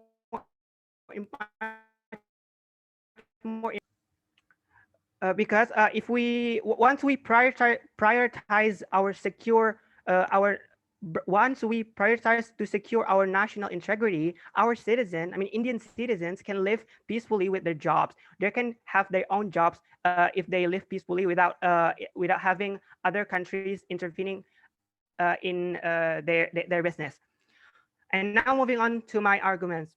First of all, I would like to give a really the most simplest reasons behind this banning of Chinese apps in a nutshell, because China violated the peace treaty between the country. You know, the reasons stated in the notifications are that these apps are engaged in activities which are prejudicial towards user privacy and the sovereignty of India. You know, the government said that these apps are banned because they are engaged in activities uh, which uh, which are prejudice, prejudicial of sovereignty and integrity of India, the defense of India, security of states and public order. As this amendment in Act gives the central government the power to block public access to any informations online, whether on websites or mobile apps like applications. India has banned dozens of Chinese apps in the wake of deadly clashes in the border standoff. Um, First of all, I would like to discuss about the impacts of Indian users. Generally, these restrictions are imposed by the general government by an interim order through a geo block, i.e., a technological measure which restricts access to content based on the user's IP address. Though these though these people who are already having these apps in their mobile phones could access it, but it cannot use it less features, and the new users can download it as it is temporarily suspended from the Google Play or Store or Apple Store. As Chinese apps were very popular among Indian users due to its easily accessibility and the way it helped the people different ways in their work was applicable. Like UC browsers, cam scanners, TikTok were very popular apps, and its download rate and review on Google Play Store shows that how users can content it from them. There comes this like TikTok apps, a short video maker which has made a very large user base in the country due its easily accessible and attractive features which help the people living in different parts of the country, whether being in the big cities or like small village, to show their talent and become famous by shooting small videos. But then one cannot ignore the repercussions of these apps as its usage was addictive in natural and has made people fall for it without thinking about it and its consequences. And then it's banned by the government of India had almost hit the mental health of those people. My third, no, thank you. My next argument is that my partner and my partner has explained how the motion is actually going to make things worse in India. Now I'm going to explain how this move of banning Chinese apps of the government proved to be an opportunity for Indian app developers.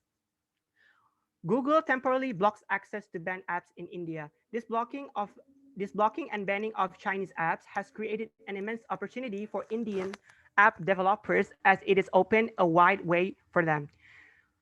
Substitutes of certain popular Chinese apps Indian version is certainly gaining popularity in Indian subcontinent, uh, like Chingari, like it's in an app of developed in India. It's a substitute of TikTok and has seen amazing rise.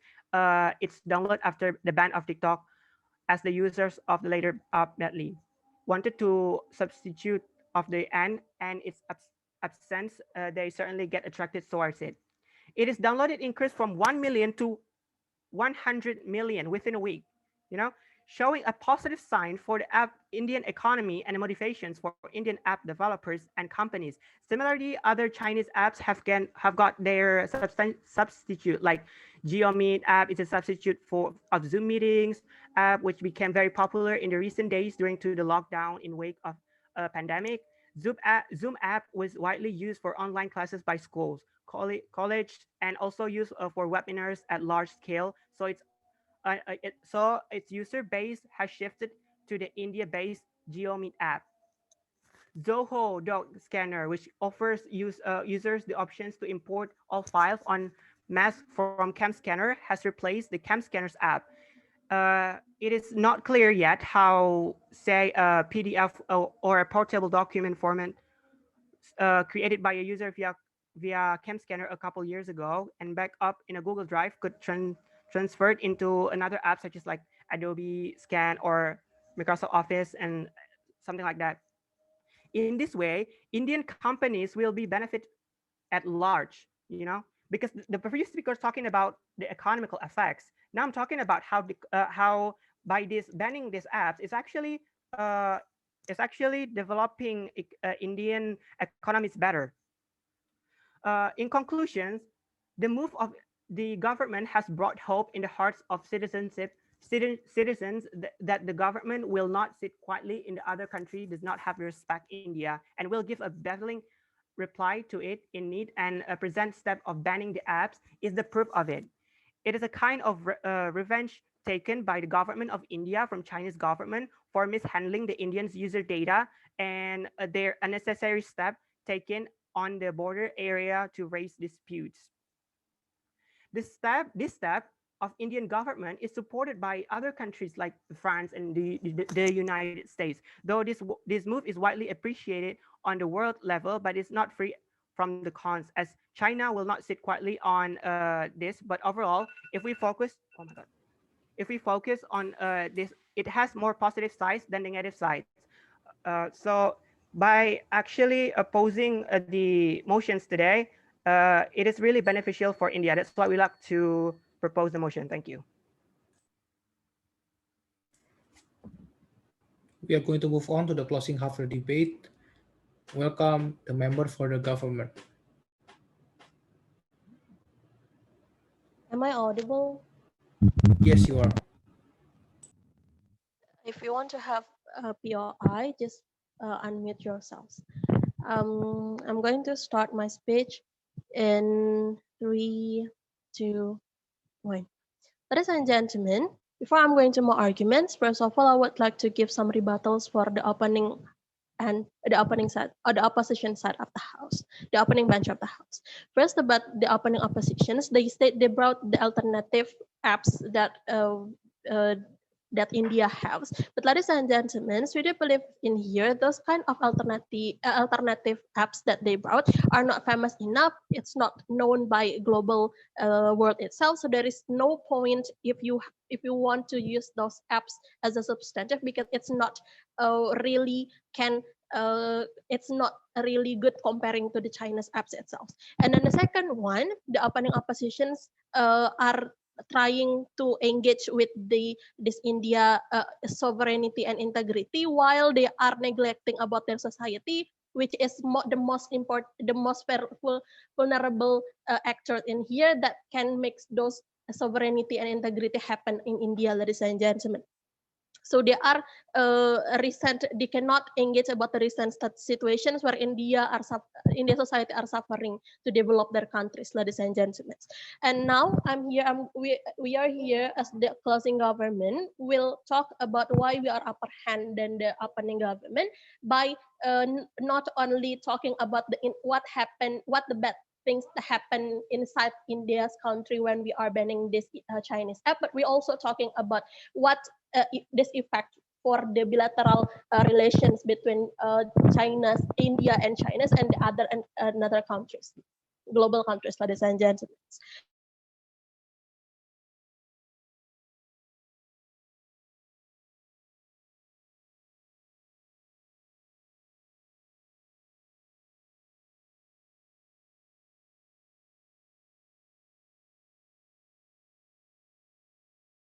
Because here the characteristics of the India as a country is like what kind of what kind of country India itself. First, they are developing countries with high number with the overpopulations and high number of poverty, ladies and gentlemen. India are very poor. India are a very poor country that even difficult for them to fulfill their daily basic needs, ladies and gentlemen. Meanwhile, on other hand, India are really need those technologies and services, but they need to search any ways to have those kind who can use those kind of services, but in low prices, ladies and gentlemen. So here China's technology are very good and cheap, and it's really affordable for India itself to purchase those kind of apps, for example, ladies and gentlemen. So India can use those technology that why then it will what's actually make the China's technology are more popular? Because of first the quality are quite good and it's cheap, and also it's known globally, so that the impact of anything that you are when you accessing this these apps are really high, ladies and gentlemen. So that is why, since India are in the process to develop still developing their countries, India really needs to continue their lives as a country, because without if we ban this apps, it's not likely to happen, because without these apps, India should search another services from another countries, right? Meanwhile, another services from another country might be as good as China's apps, but not as cheap as China's apps. Meanwhile, India has no money to purchase them. So that is why, at the end of the day, India can run their life because of their lack of the technology itself, ladies and gentlemen. Now, the second argument, why then banning China it's not good for your ladies and gentlemen, banning China apps means that India are ruining their relationships with this powerful country, ladies and gentlemen, that really affected India in the global world in the future itself, ladies and gentlemen. Why I say so? Because of the first, India are trying recently. India are trying to develop their countries, right? Like what they are making some technologies and so on and so forth, and they are trying to develop their economics by making some some kinds of that, ladies and gentlemen.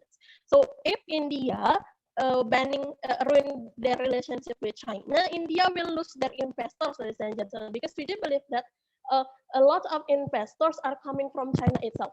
When your relationships are not good with this country where these investors comes from, then how then the investor will not likely to invest anymore in your country, ladies and gentlemen. If these investors are if India lose their investors because this kind of things, because this kind of actions, it will be harming the India itself, because they cannot continue to developing their countries. And then the second one, India still need to learn the technology itself, ladies and gentlemen. Yes, we do believe that they are trying to, but the technology from China are really a good choices for India to be media to be the learning media for them, ladies and gentlemen. So that is why with this banning actions with this banning actions that India done, it will make they lose their chance to learn the technology from those technology from the China itself. And then the third one, thank you. And then the third one, ladies and gentlemen, when India trying to when India banning this apps from China, this technology from China, it means that India are going to make another they are trying to make another substitute apps that can fulfill their needs, right? So at the end of the day, you are trying India when they are banning this. The moment when India banning those China's apps is the moment when they are creating a technology war with China, ladies and gentlemen. Since we do believe that India is not as much, is not as you know, more power countries comparative to China, it means that the war of technology that happened between these countries will obviously make India lose, ladies and gentlemen. So at the end of the day, you are when this kind of actions happening, India will not only suffering from will not only suffering from its lack of technology, but also suffering because of they lose their relations with this superpower country. So we back to propose this motion. Thank you. Thank you, member for the government. We are going to continue the debate by calling upon the member for the opposition. Here.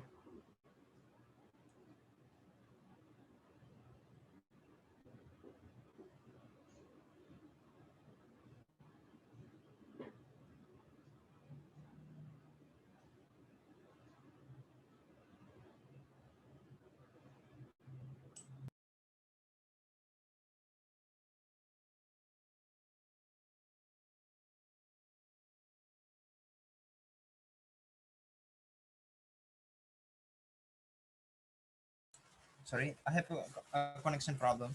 So sometimes I cannot connect to the Zoom, but sometimes I connect to Zoom. Am I audible Okay, now? Is it clear? for now you're audible. For now you're audible. Is it clear? Not Yes, robotic, you're not audible. patah-patah. Enggak. Lancar. Okay.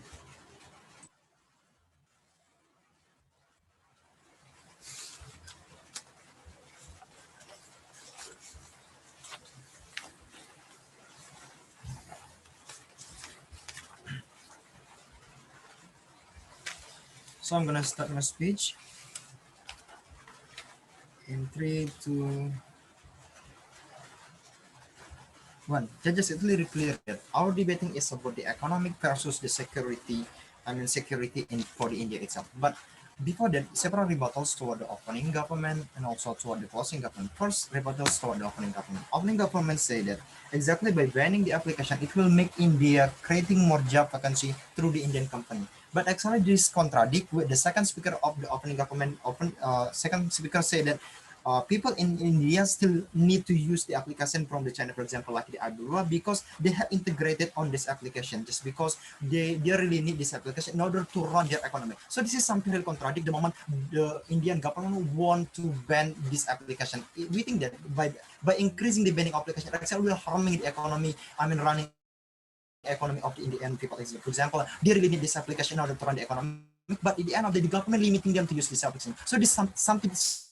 So this is the condition that really bad for them in the end of the day. So this contradiction that given by the opening government is something that really fatal, and we think this the opening government cannot run on their argument. And also the second thing is the opening government also say that exactly in India there are so many PUBG players and they need the application just because they are really familiar with the application, just because they get the job from the application by becoming the PUBG player. But we think this is a minor case. But the things that need to be focusing by the opening government is don't have to lifting their banning for this application, but the thing they need to focusing in, they need to gradually not lifted the banning, but they need to improve themselves. In order, in this case, they also need to improve the application from the Indian people itself. So at the end of the day, no one when people Indian people know that India has a good application and the application is good for them to use, as for example, to run their economic and also for a game itself. We think that Indian people will use their application. So this is the problem why Indian people still not use the application or local application, just because they still think that the application from outside, for example, this from China, is still good to use and also still cheap.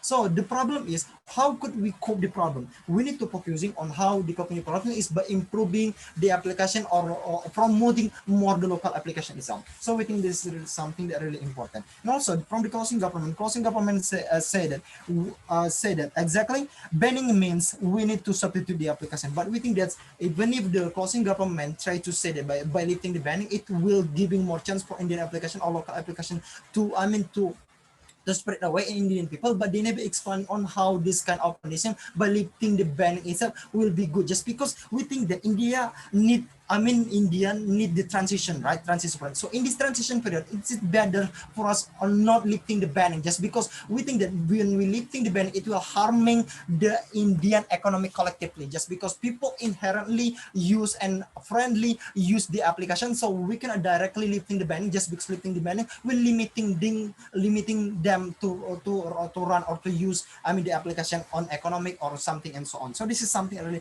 important to understand by the government bench. So what makes us different in opening opposition? Exactly, open opposition talk about what is the harming when we not use any kind of this application, but both of the opening bench never talking about why this is why we need to increase or lifting the banning itself, or why we don't have to lifting the banning itself. So this question or this burden of never explain or answered by the opening government. So under the closing government as closing opposition, we try to explain exactly this debate is about the security data and also the economic impact that never explained by the opening bench. So under the closing opposition, we will try to explain two important points: why we don't have to lift the ban of these Chinese apps, and why we still need to use this Chinese app, and why gradually by not lifting the banning itself, it will be good for us in the end of the day, just because we still need the application in order to support the economy, in order to support the local people and lower and middle people in economic and so on and so forth. So 2 points under our side. First, we want to talk about why we shouldn't lift the ban itself, and the second of thing,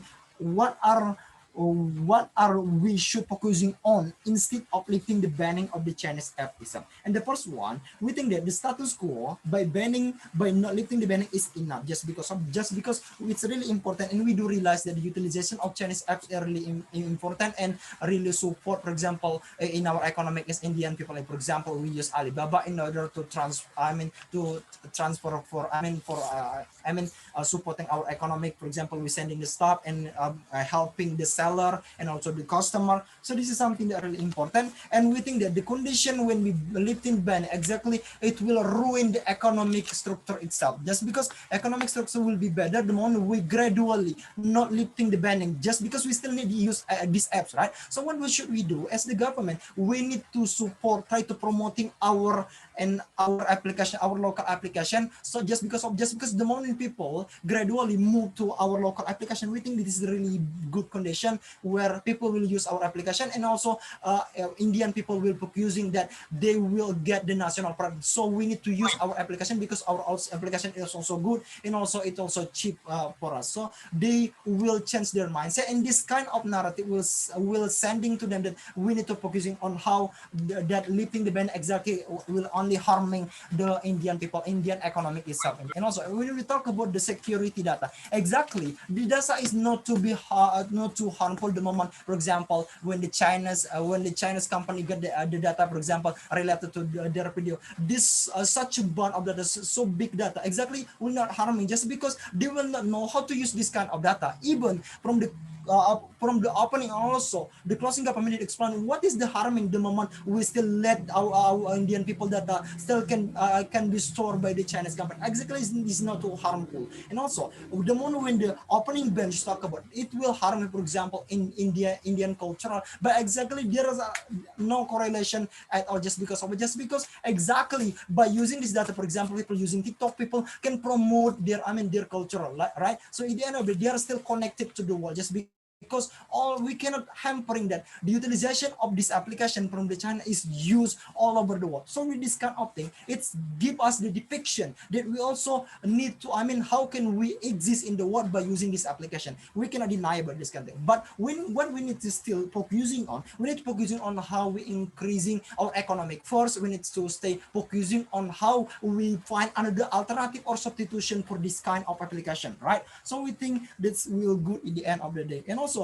we need to understand that by promoting Indian apps and focusing on the local apps, at the end of the day, exactly, it will be more beneficial for the Indian government itself, just because we still need application. We need to focusing on how even if we still use this application, we also need to find another alternative, just because we do realize that Indonesia has hired so many good human resource, but they are not in India, but their career is in the foreign country. For example, their career in US. Even when the one we choose the US application, it will be good at the end of the day, just because in the US company there are so many Indian people who work there. So we respect Indian people who work in US companies. So at the end of the day, we pro to oppose. Thank you.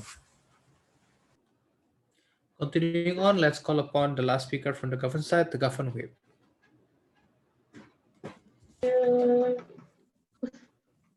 Yes, you are. Test. Clear? Hello? Yeah, you're audible. Okay.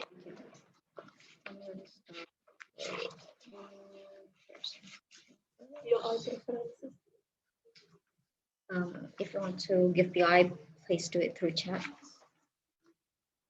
I'm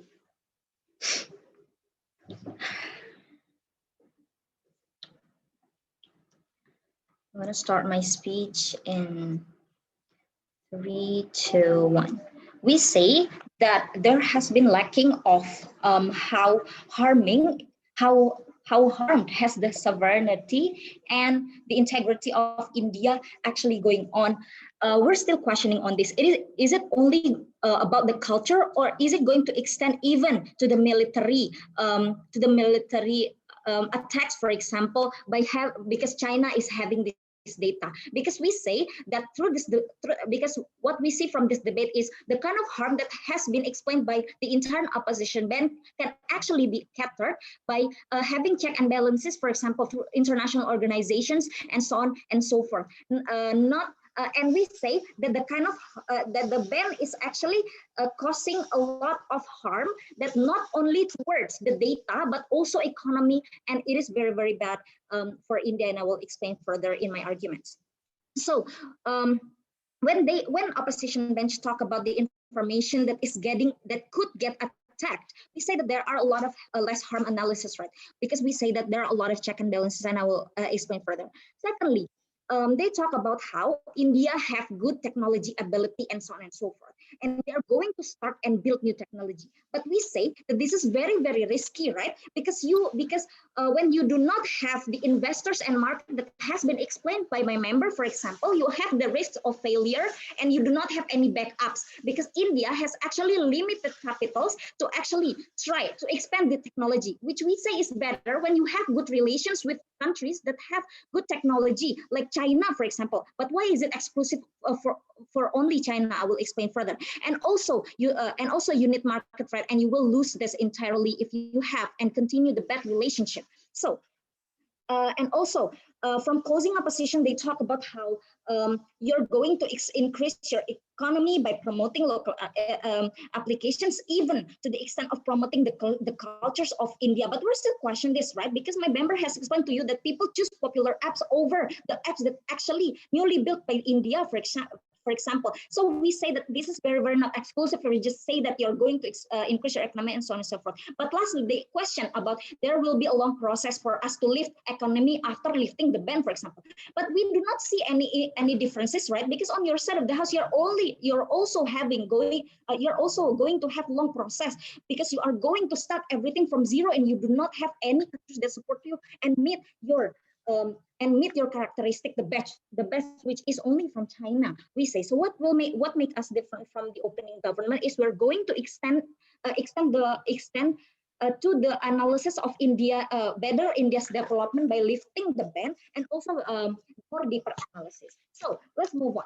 We say that India as country's aim is actually to have access to market that suits their character the best, right? Which is cheap but pretty good quality, that is exclusive from China. Because we say that comparatively to other big technologies countries, they are more expensive and so on and so forth, like US and so on and so forth. So what have we been losing through the ban? We say that it is the bad relation, it is the relations with China which cause to the bad relations, right? Many chances that we lose as India as a country. We say that the loss is not only jobs, as has been explained by OG, but to the extent of losing good market that I have explained to you, right? Because this ban could result to further economic disputes. That is country's relation. We say that market exists of imports and exports and so on and so forth. For example, society do not get cheaper goods. For example, when you continue this kind of ban and have bad relation, less access to great cheap services like technology and so on and so forth. Second, you can lose investors. India is currently developing technology, right? We say that this is very, very important to get investors, because the time you are trying to actually develop your technology.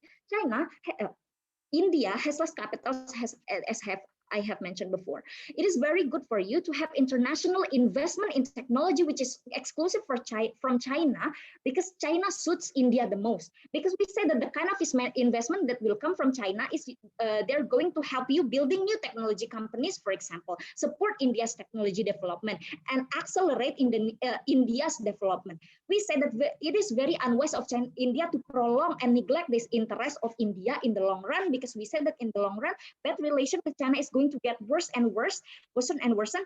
Thus, you will lose good trade-offs with China, right?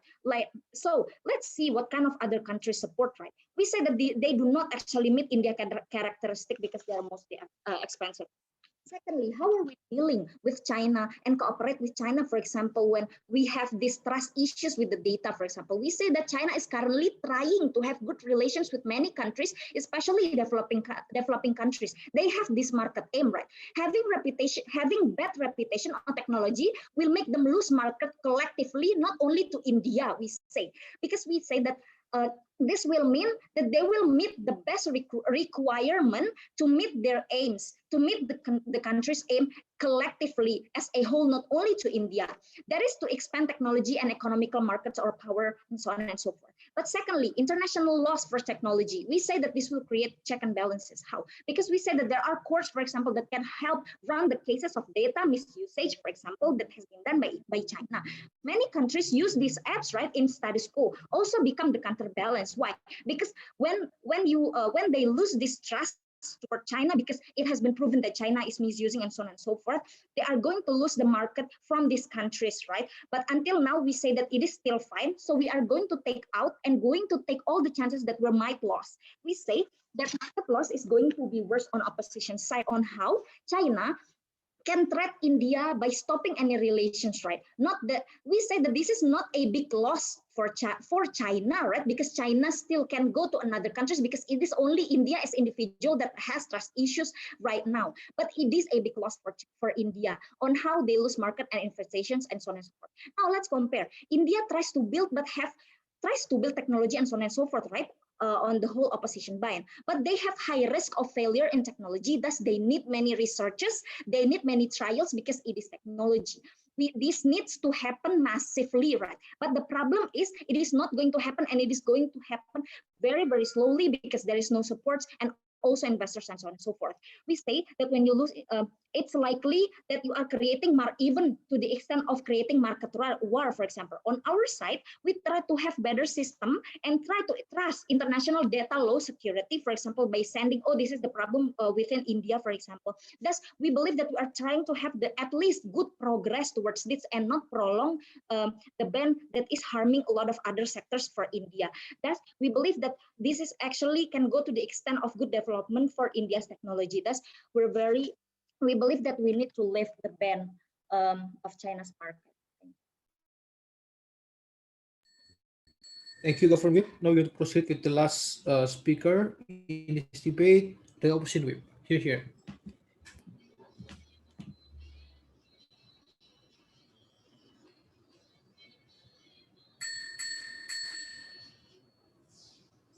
Test, am I audible? Yes, you are. Okay. If you want to do POI, just unmute yourself.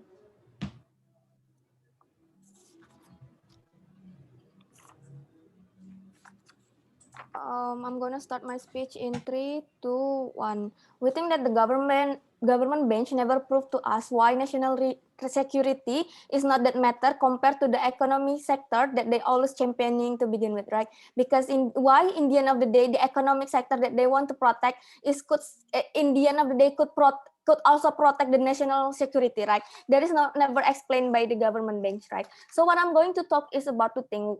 Number one, either it is justified or not for India to lift the ban or not, and second of all, in terms of practicality, which side that will generate more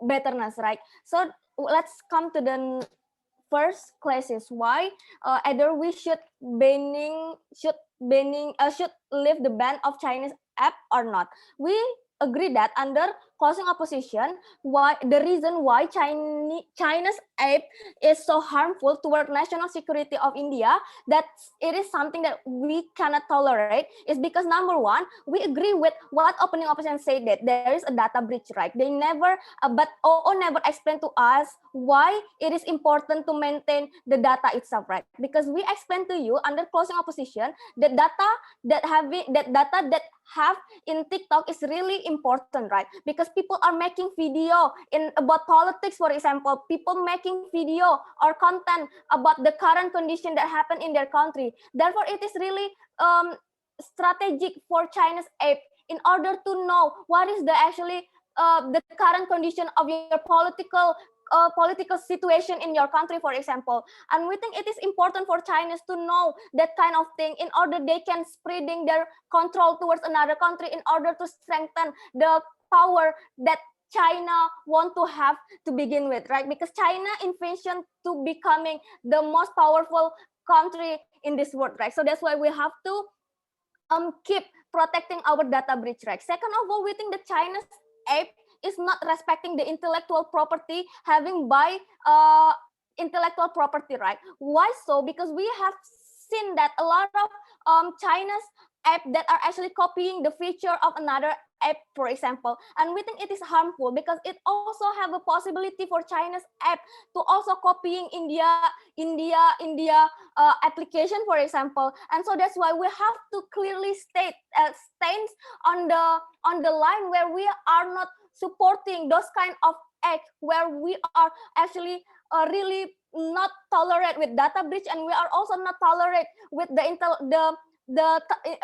intellectual property that never be respected by China, right? Lastly, we think that why we cannot tolerate China's aid, it is because there is no and good indication coming by China in order to recover that kind of thing, right? I mean, like China never have a good intention in order to recover or in order to recovering the system of their app, right? They are just letting the problem becoming more big and massive, right? Comparatively on the right side of the house, why it is okay if we are actually only using our local app or we are letting our another app, let's say Facebook coming by US and etc., right? We think at least that if we are focused on our local app, for example, when there is a data breach, for example, it is not that going to massive, ladies and gentlemen. It is only going to happen internally in the India itself, right? We think it is also okay if the closing government trying to argue that if we it is not strategic to focus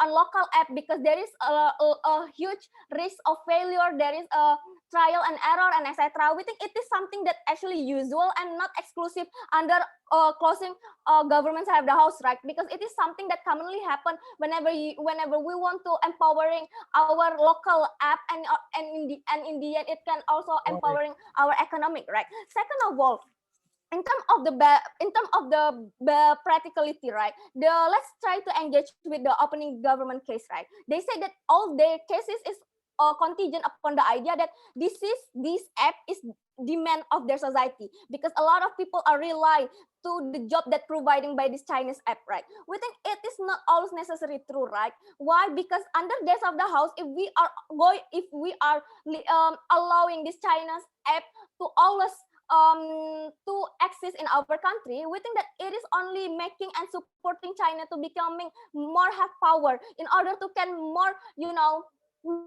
have a power to control another country, right? We think it is important because when you are actually allowing China's app, it means that you are going to strengthen and help China in order to recover their economy, right? Especially during this COVID-19, right? We think it is really important because when China is becoming more power, it is have a possibility for China in order to become to more annex the South China Sea, for example. It is possibility for China in order to take control over your local application, for example. And we think it is dangerous whenever China becoming more powerful, right? Because more powerful, right? Moreover, even if it is true that the number of jobless will be higher if we are not live if we are live ban of this Chinese app, we think it is still that okay, right? Why so? Because we think it is the responsibility of the government itself in order to figure it out another way to give a job for their citizen, right? So we think it's not exclusive when we are talking about the number of job that providing by the Chinese app, because if we are talking about local app or another app coming by another country, they are also providing a number of significant job towards Indian people, right? So that's why we think it is still there is no exclusivity coming by the government side of the house, right? They they say that there is a strict regulation to monitor this kind of application. For example, there is a law enforcement and etc. We think it's not also going to work, ladies and gentlemen. Why so? Because we think that there is no guarantee that China will obey with the regulation, right? Considering that China is is powerful and they are money profit oriented, right? They are not going to actually obey with that kind of thing. Moreover, there is no also explanation coming by the government side why China actually will willingly to obey and will to follow the rule coming by the Indian government, right? Lastly, in the case of the closing government, they say that we are going to lose the relationship with China because China is powerful and we cannot lose the market coming by India. We cannot lose the technology investor coming by China. I mean, and etc. Right? We think it is a fact coming by the closing government. Why so? Because number one, we think that China see India as a very big market. So that's why a lot of Indian people are actually becoming the targeted of China app, because considering the fact India is really crowded, right? We think that it is okay to lose this relationship, right? Because we have a more powerful relation. Let's take a look US, for example, right? We think in terms of technology, India is also good and compared to China. We back to oppose. Thank you. Thank you. Please wait for 10 to 15 minutes for the result. I will get back to this room once I have got my decision. Thank you very much.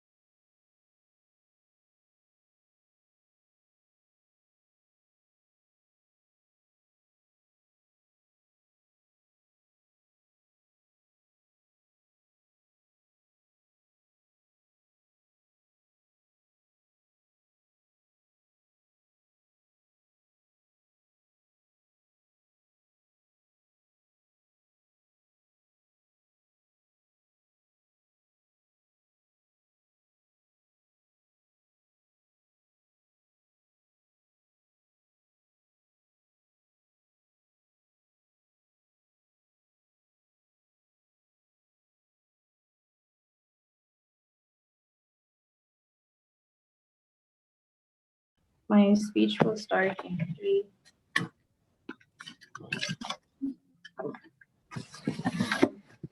3,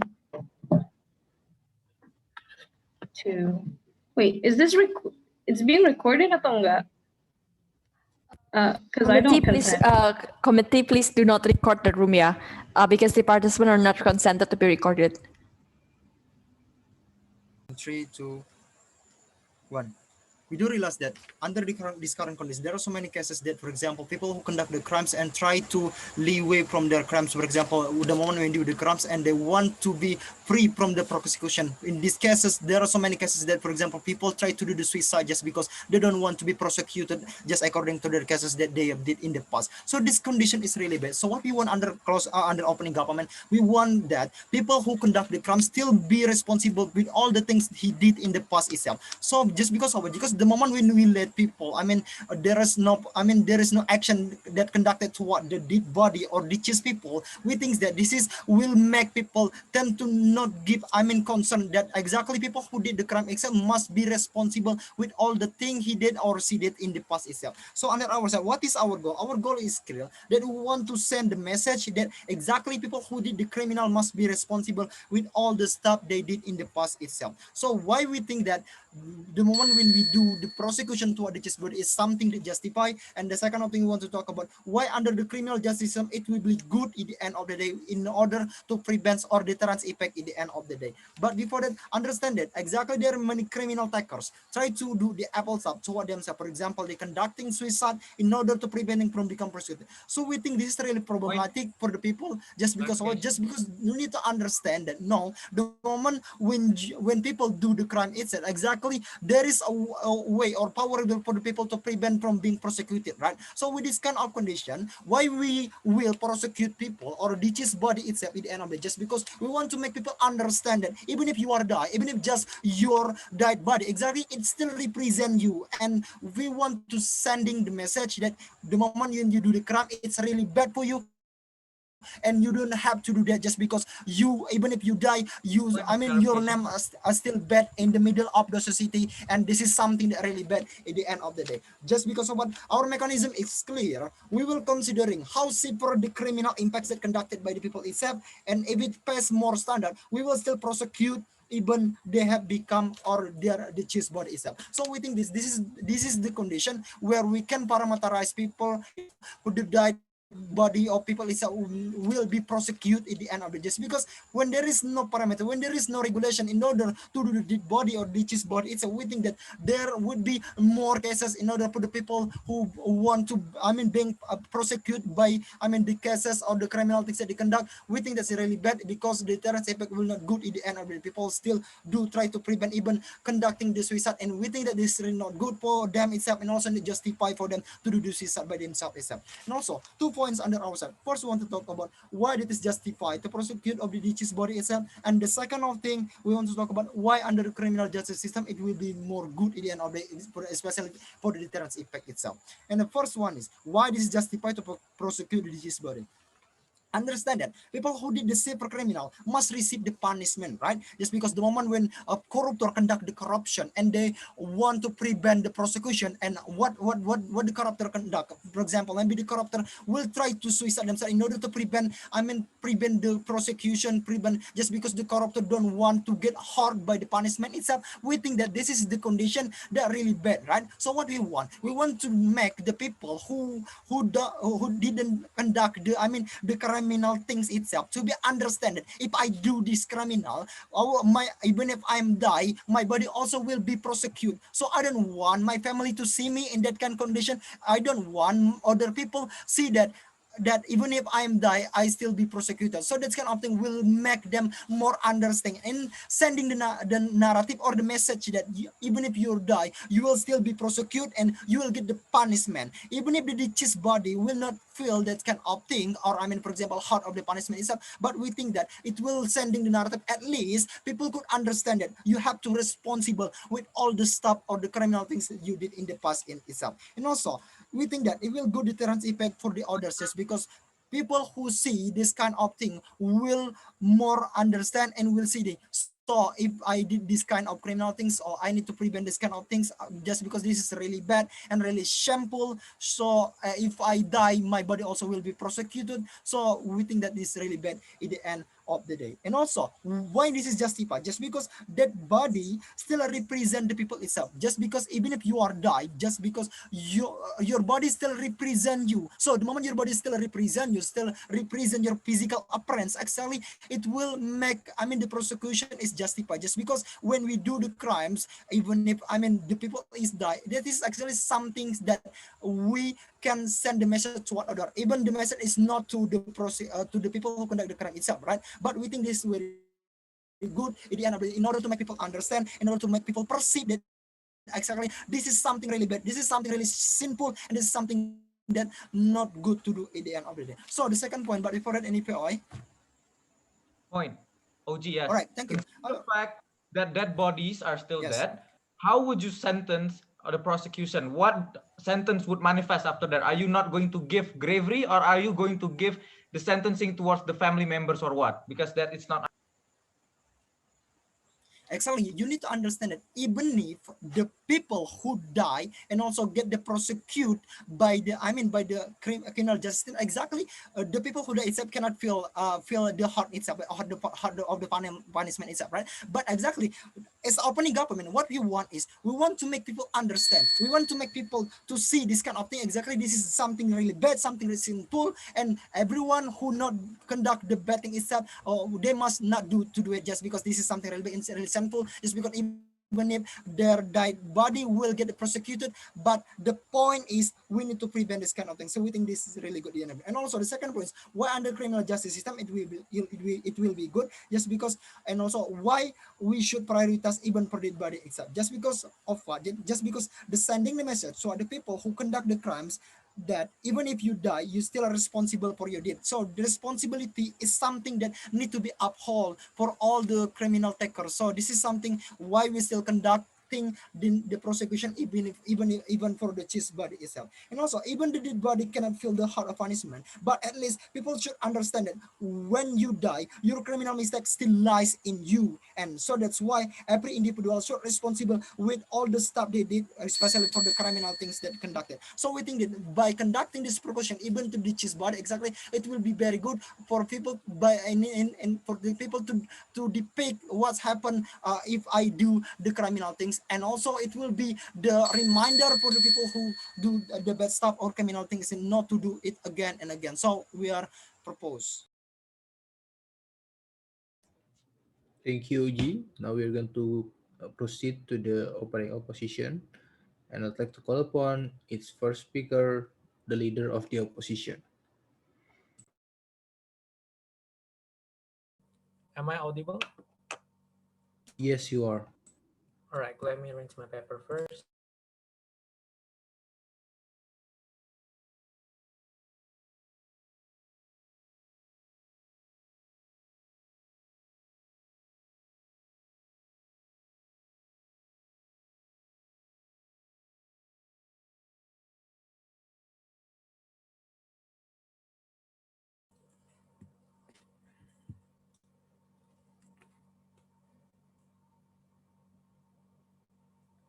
Ladies and gentlemen, opening government cases is mainly just simple stick argument talking about, oh, this is justified because they already are being prosecuted as a criminals.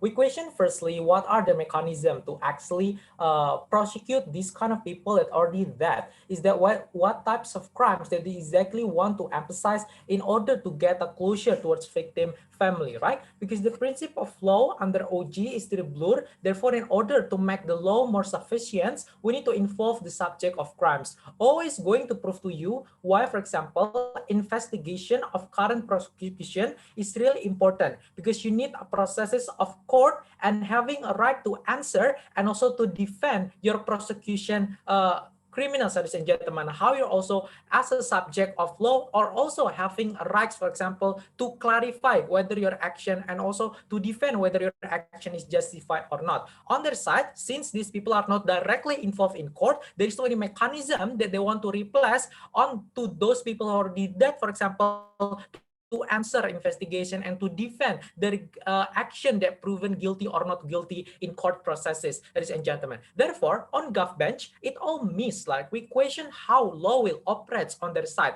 under two metrics. First, the principle of justified punishment that should be based on the investigation in court, including question and answer by the judges, by the jury, for example, that is missing on opening government. Probably assuming the one who is going to conduct court processes on their side is either a lawyers only or even family. We're going to prove to you why this is not enough, ladies and gentlemen, to actually enhance more balanced situation in law and also court processes. Therefore, I'm going to talk about two main arguments. First, why their proposal is unjustified for the sake of punishment in court system. This argument is going to prove how this person doesn't reflect how law prosecution is supposed to be exist. But second of all, I'm going to prove to you, assuming they want the closure of the victim, why we say the closure of family victim cannot be the main basis of law in the end of the day. First arguments, why the proposal is unjustified for the sake of punishment. Ladies and gentlemen, we need to clarify first what are the real principles of punishment in CGS. Firstly, the subject of prosecution do really needs to be involved on the ongoing court processes because A, it's important to allow all human being as a subject to defend his action, clarify the means of his prosecuted cases. Why this is important? Because punishment that evaluates by the jury and judges needs to involve a person directly when this person are axis on that particular crimes, right? Because justice should see the balanced perspective between prosecutor and also those who being prosecuted, ladies and gentlemen. And on opening government, it have a tendency to go bias to those who are only want to emphasize the victim closure, right, ladies and gentlemen? Why this is important? Because we have to prevent biased decision in jury and also court. It's happened on their side when we highly put prosecutor's side to have a bigger chance to win, because like it or not, they're going to have 1,000 evidence to be proposed to jury and judges why these are the privilege of them in law. Meanwhile, the deceased person do not have much option to clarify his action. This is very unbalanced. Why? Because first, sure, they are die, they don't have any ability to speak up and also voice up. While we say speaking up in court is very important to enhance justice to be balanced. There is no any specific alternative how they're going to prove justice is going to be balanced on opening government. Therefore, the conversation in court, for example, question and answer by the jury is going to be balanced on the side of the house, because on their side, by family or only lawyers that replace this kind of alternative is not enough. Why? Firstly, they're not directly exist when the crime is being happen or being prosecuted, right? So they don't have any room of accessibility to defend whether or not he is really guilty or not, ladies and gentlemen. But second of all, why protection on our side is still justified without necessary to prosecute that person? Because A, understand that death is the highest punishment in law. The purpose of this is to give a highest deterrence so that a victim can limit the room for perpetrators to exist. This is the M why there is a death sentences in law. The fact that they're not exist anymore in the world prove how the highest satisfaction of deterrence in law,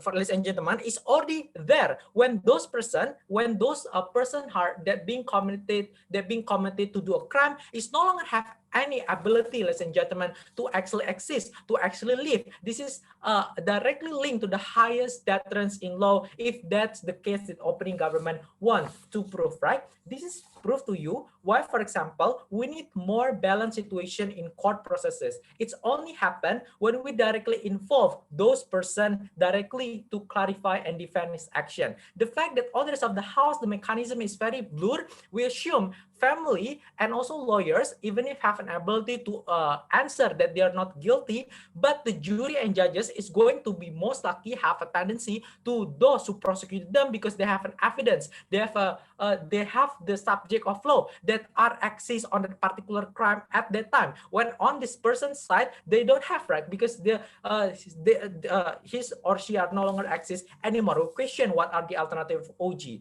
But second argument, regarding the closure to the victim, why we say closure of family within in law cannot be the main basis of law. Firstly, eager and also satisfaction of victim family is having a tendency of bias to emotional attachment of sadness. This is unjustified if we defend this kind of action, ladies and gentlemen, because when in law, it needs to be counted balance based on investigation and also real evidence. To connect evidence and investigation, you need all side of person and also subject to involve directly in court to evaluate whether this evidence is really there when the crimes is being committed. On the rest of the house, those people that come within this kind of court is only those kind of victim, right? No room for this kind of person to actually also clarify. So we question the balance situation of law on the side of the house. They will highly contingent on victim's perspective. Moreover, there is no any room for disease to also defend his action in the end of the day. Therefore, what we want on opening opposition is a basis of law that enhance to real investigation in court, where all parties are involved on court processes. Even if this person are found guilty in the end of the day, we think still justified, because I'm already told to you how the principle of highest deterrence, that is death sentence, is still mostly connected to the death of this person. So we don't think so it's very necessary to actually obligate court to actually also prosecute this kind of dead person. We question what are the alternative. Very proud to open the case of opposition.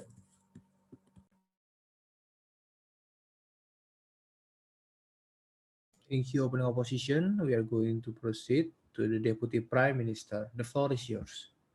Kak, can DLO go to the toilet like 30 seconds? 3 seconds, okay.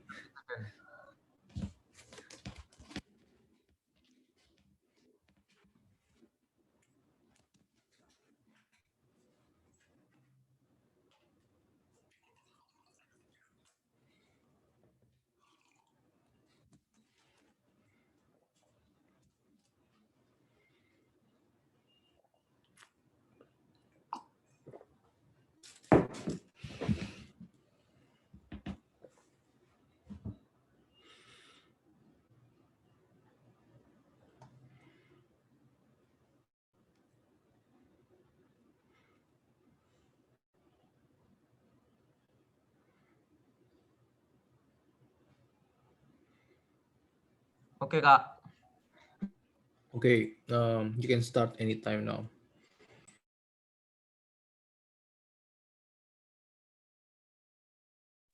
Okay, test, am I audible?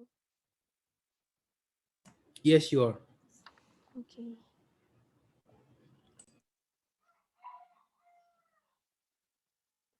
I'm gonna start my speech in 3. Wait, setting up my time.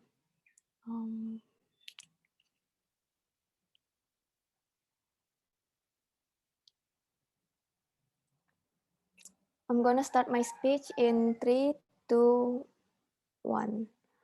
We think that when you are committing a crime, your body is no longer yours. That is to say, your freedom is also going to be taken by the state, right? We think when you are going to die, it is okay and for the state in order to, reshutting you even if you are die actually. So what is the mechanism under opening government side of the house?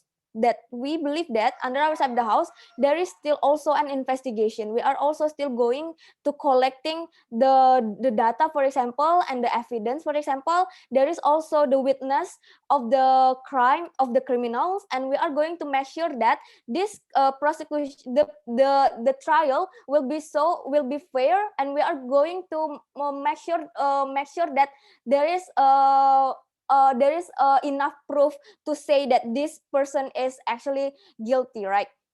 So before I jump to my substantive, what the points of the opposition side of the house, right? They say that this is actually not fair because of every single person is actually have a right to getting a fair trial, even this person already committed, even this person are actually already died, right? We say it is not true, ladies and gentlemen. Why so? Because number one, the moment when you already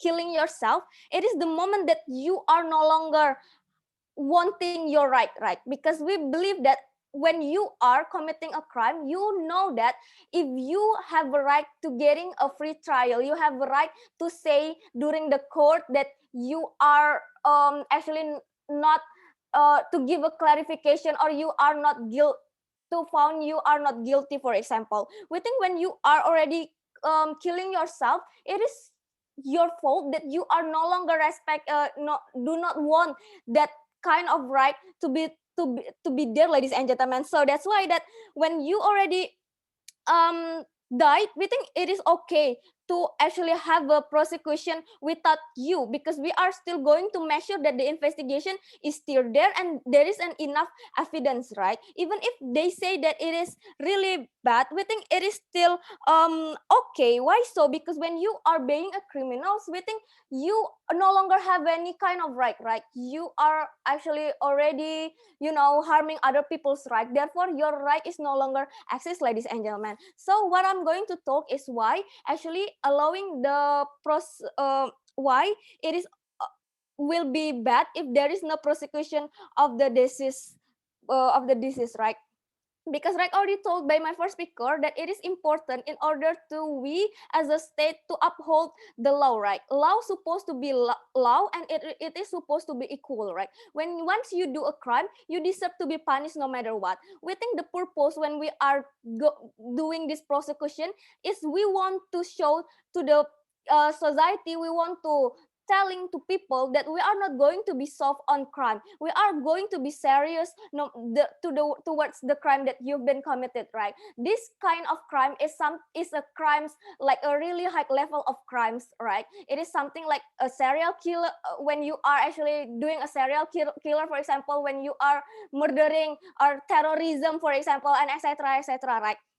And we think it is more it is better under outside the house, because under the outside the house, when there is no prosecution, you means that you are only showing to people that there is no a clarity with this kind of thing. You just let it go, right? And we think for the text in the context of corruption, for example, or terrorism, for example, when there is no prosecution, people will actually forget with this kind of crime in the end of the day, right? Because there is no clarity, or there is no a legal and fair trial, ladies and gentlemen, towards the offenders itself, right? We think it's not that how law supposed to work, right? Moreover, we think that when we are prosecute the disease itself, it means that we are record it, and we are saying that we are not forget with the crimes that you've met, right? Moreover, lastly, we think that why it is important to allow the prosecution itself, because we think that it in the name of CGS, for example, we think it is important to uphold the justice towards the family of the victim itself, right? Because it is important. Why? Because even you are even you are already dead, for example, we think the family of the victim itself want to getting an equal punishment towards the offenders, right? They are also want to have a fair and legality trials, right? That's how law supposed to be, right? And we think under the of the house, this is not going to happen, because they are believe that those who are already deceased are not going have any right to be prosecuted, for example. We say it is will be bad, right? So that's why we have to prosecute this person, right? Because you cannot running from your responsibility to begin with, right? Lastly, I think that lastly, in terms of the idea of law itself, I think it is important to uphold, because law supposed to to be equal, right? And when you are not prosecute those who are already dead, means that you are not giving any equality towards any other crime, right? And it's only making those person who are making those person will be more easy to do any other job, like you can just simply kill yourself without any kind of getting prosecution in the end of the day, right? We think people could just believe with this kind of thing and trying to doing the same things in the end of the day, because they know that you are going to getting free, and you are not bring any shame towards your family, because you are not getting any prosecute from the law, from the court, right? So from all the reason, we beg to propose. Thank you.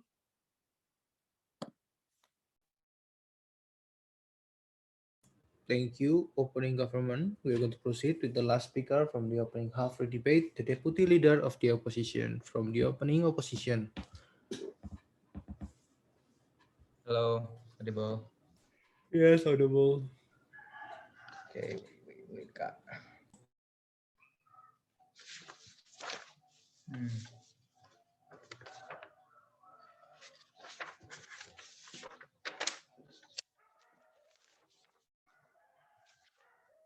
Hmm.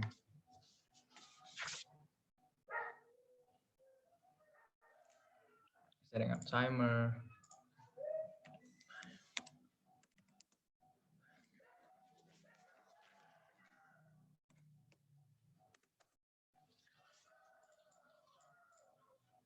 Okay, starting speech in 5, 4, 3, 2, 1. The biggest problem of opening government is that they don't understand that this is this house will motion. That is to say, even if they prove that on their prosecution it is fair, we still question what would the punishment look like, right? How would it deter the person that is already dead, right? We can wait, for example, I'll give you a few assumptions of what they would try to bring in terms of how they are going to engage the punishment after the proceedings of court is done, right? Number one, they could destroy the grave. Destroy the grave, in which I will engage upon that. Secondly, they would create the punishment to be something that's going to be affected towards the family, right? Because they are the closest thing from the dead people, right? And I will tell to you why this is also not beneficial. We are able to frame this to the point in which that they already talked about why is it justified, right? But this motion demands more than that, right? What the proceedings would look like, the technicalities, what would happen on your side of the house, how would the punishment be enacted, right? Because prosecution in terms of this would have a byproduct, right? And they haven't answered out my POI about what your byproduct would like. All of their arguments is only contingent upon the justification and whatnot, right? But let's engage on the justification. Number one, they say that this will create the law to become weak and whatnot, and create a bad stigma and whatnot, right? And all those kinds of things, right? We say this won't happen. Why? Because the essence of criminal justice system, in terms of trying to punish someone, is to bar that person from harming themselves based on their capacity to harm another person. That is, for example, if you're a murderer, you're going to go to jail because your harm is contingent upon your physicality, prowess, and whatnot, and so on. So we say when that person is dead, you will not have any other kinds of damages that happens after that, right? Like recognize he's dead, he cannot kill another person. So that is to say, their point about why law will be weak, will be seen as weak, does not stand as debate. We have proven why it's still not going to be weak, because there is no other damage that's going to happen. The person is already dead and whatnot, right? Second point, they talked about why it's still justified, because they say that the moment that you die,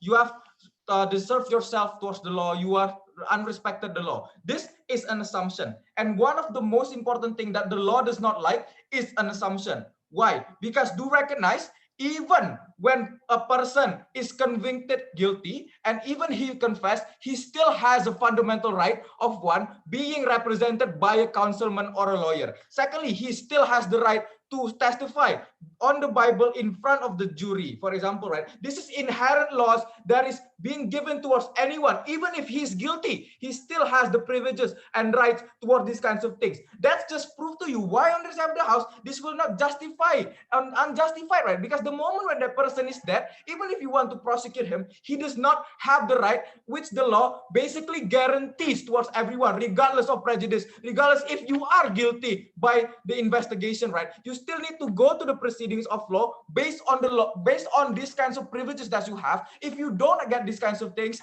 the jury could or the jury could deem this as something is illegitimate. For example, when someone is not represented by counsel and jury, of course that prosecution cannot go for example, right? This is an essential thing. For example, that is why in terms of justification, it is not going to be justified, right? And even if, for example, right, there is a prosecution, there will still, for example, the one being prosecuted still have to consent on what the jury wants to talk about, right? He has to be in the whole proceeding, knowing that this is how I want to be represented or whatnot. If he does want to change counsel or not, is still his right. On their side of the house, he cannot change lawyer or counsel.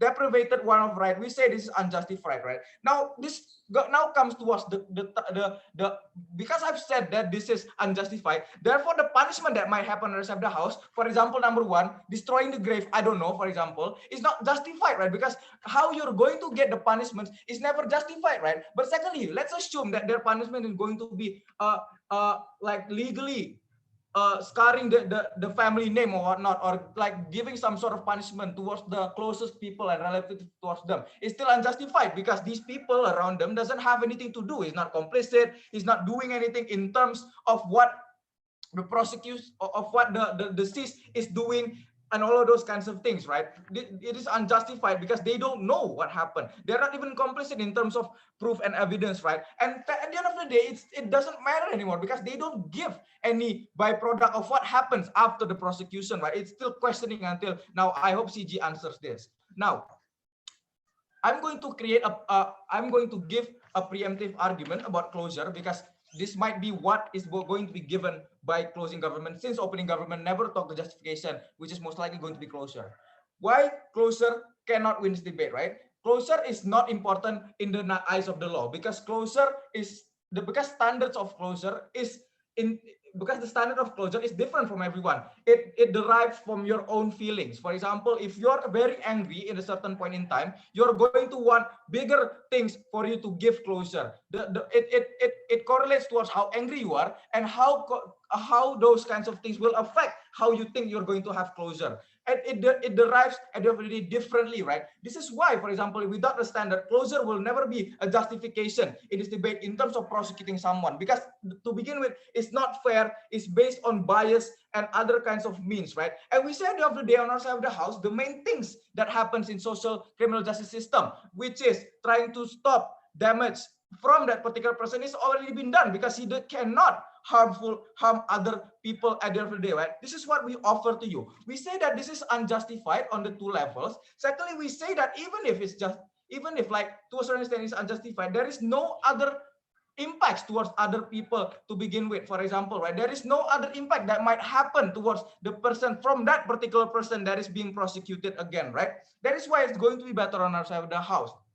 Now, lastly, how at the end of the day we should weigh all of these arguments, right? Because do recognize that even if they win on justification, they have not given to you the principle why it's going to be deterred. For example, right, they want to deter someone, for example, from doing it again, but they don't have how the form of damages would happen so other people could see the message of how they're going to be deterred. For example, if people want to be deterred from not using drugs, they would know they would have death sentence right after prosecution, but they clearly didn't give anything in terms of what the portrayal of punishment would happen. So deterrence on our side of the house will never happen because there is no portrayal how to inflict fear towards upon other people. If you're just being prosecuted, for example, we can assume that he's only destroying the grave, and destroying the grave is not very harmful, right? The best case of harm that they bring is harming the family member. But I've already told to you why harming the family member is unjustified. They are not complicit. Vote for OO.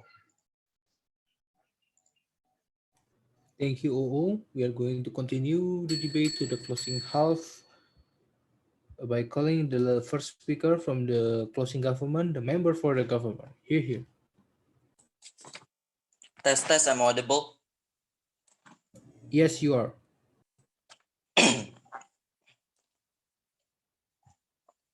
All right. If you have any POIs, I prefer it on the chat box. My pronoun is he, and I'm going to start my speech in 3, 2, wait up.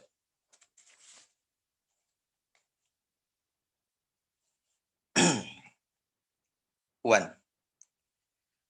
Ladies and gentlemen, so how does the implication of prosecution looks like in our side of the house? Closing government will add the proper mechanism in this debate, ladies and gentlemen. So prosecution for these criminals are as follows. We want to give the punishment, right? So, but we do not we do not want to punish to destroy the grave, right? Because we don't see how is it significantly will significantly tell the world that that is good, right? I don't think destroying the grave is really needed, but instead we want to make the criminal records, right? We want to acknowledge that these people, these criminals are guilty, and we want to reveal their identity, like their backgrounds, their location, their criminals records, and so on. We want to have that those tracks will be published gloriously in the TV and media, so people will see this is the sinful human creature as a criminals, right? But those are valid for physical criminals, right? Such as raping cases, robberies, serial killers, drug dealers who are dead before the trial or before being prosecuted in the court. But what if it's monetary crimes, right? We will still can track the asset that they are corrupted, right? We can find this asset, we can freeze this asset without letting this go freely, right? So, but moreover, we for specifically for raping cases, because the LO said no further damages of that criminals. We think it's not true, right? Because rapists create life trauma for the victims, ladies and gentlemen. Even though you are that person, but if you have raped this innocent girl, you are creating dangers and life trauma for these girls, right? That's why we want to give a punishment in terms of compensation or further rehabilitation for the family and for the victims. How is that? How does it look like? Just this the story things coming from your family, for example, and even if the victims are not satisfied yet, we want to open the chance for this family to go to court to tuntut those kind of family by all the evidence they have. So we want to open the chances for the victims to have the justice, right? That's how the mechanism look like in our side of the house. So let's talk about opening opposition. Opening opposition said that, oh, this is unjustified because there is no there is no investigation, liking of Q&A of the with the jury. But the question that they never explained to us, why the testimony that is biased, why the biased self-testimony of the dead offender or the dead criminals is matter, right? Because that is actually is not really matter. That's why we can go to this system. So in our side of the house, the investigation is still there, right? We don't need the testimony of your biased guilty reasons. We don't need such explanation because we have your lawyers and family testimony, for example. This is enough because they are defending yourself as well as the criminals, right? That's why we don't need you to speak up or to defend or clarify your reason to do to commit such crimes, right? Because lawyers, that's why we have lawyers. But but the problem is that in the law system, in the court trial steps and requirements, we cannot hold the court jury if you do not have evidence to begin with. That's why if we have this kind of prosecution, it means we have already a very solid evidence like CCTV of your robbery activities, for example, and you get kroyok by the society and you are dead. But at least we have the CCTV. It's already shown to us that you are guilty to begin with. So we do not need such testimony coming from you. It doesn't matter. Investigation is already there by it's valid and justified by this kind of evidence. But also we have the other crime scenes evidences, for example, witnesses that see this kind of, if we don't have the CCTV in public places, for example, but we have the natural witnesses as the neighbors, for example, that you are doing such raping cases, for example, right? So the question would be why the family is responsibility of their members of crimes.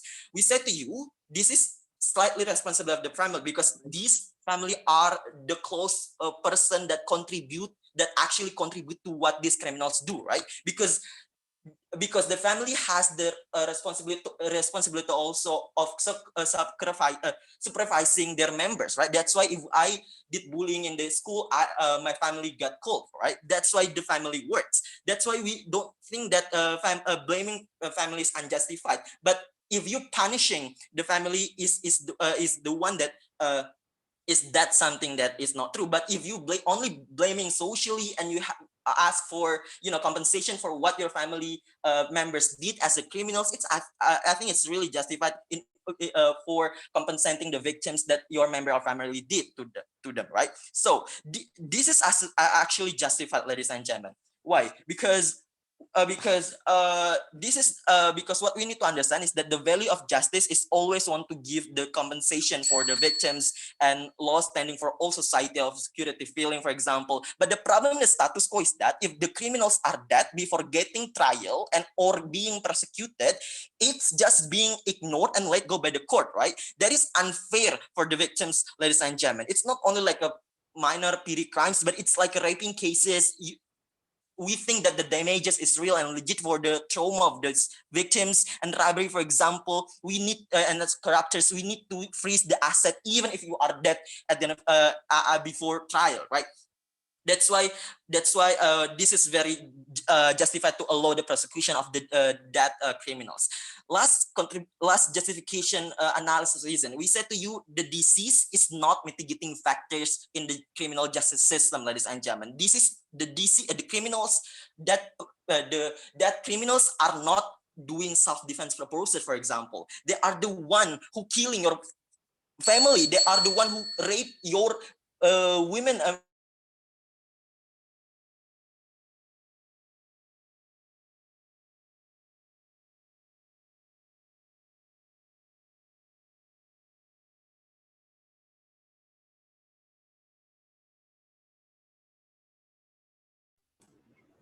CG, I cannot hear anything from you. Have you finished your speech?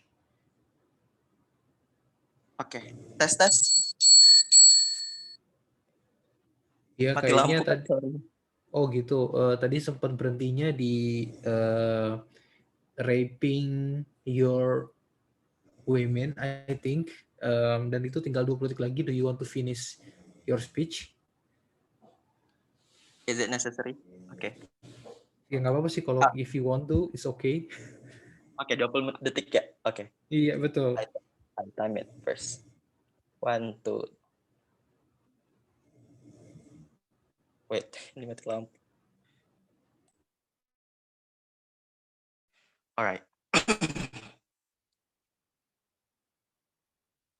Last statement that I want to say is that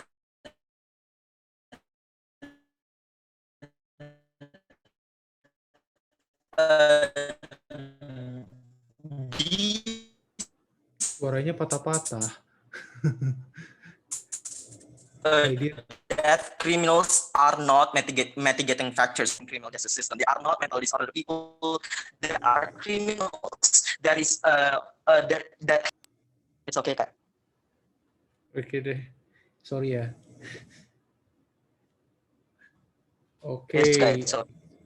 Iya. Oke, tapi ultimately, ya, I get what you mean kok. Tenang aja. Oke, moving on. Closing opposition. It's time for the member for the opposition to speak.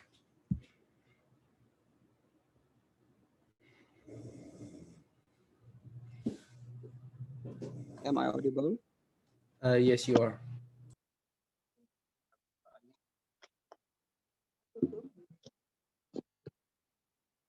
I'm going to start my speech in 3, 2, and 1. Adjudicator, we say that closing government mechanisms by giving punishments that is about revealing the identity of the doer or this kind of disease is already exists in our status quo, ladies and gentlemen. How the terrorists, for example, being exposed in social media or even in televisions when they already died, ladies and gentlemen. We say that closing government never talk about that kind of criminal. But what lack from all of the benches from the government side of the house is they never clarify what kind of criminal that they would like to use that they would like to prosecute to the disease itself, ladies and gentlemen. One thing that we got from CG is they mentioned the examples of criminal from CG that is about sexual harassment, ladies and gentlemen.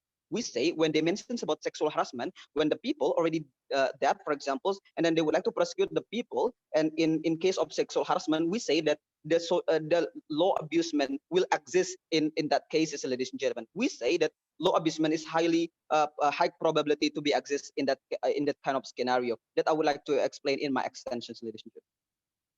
OG never clarify on how they can treat the dead body and on how the society, and second one is on how the society will respond towards that scenario that OG used, ladies and gentlemen. So we say that OG never give us such kind of exclusive mechanisms on how they would like to treat the dead body itself. They only just would like to punish the dead body, but they never clarify what kind of justify punishments that deserve to that body itself. Going to our extensions.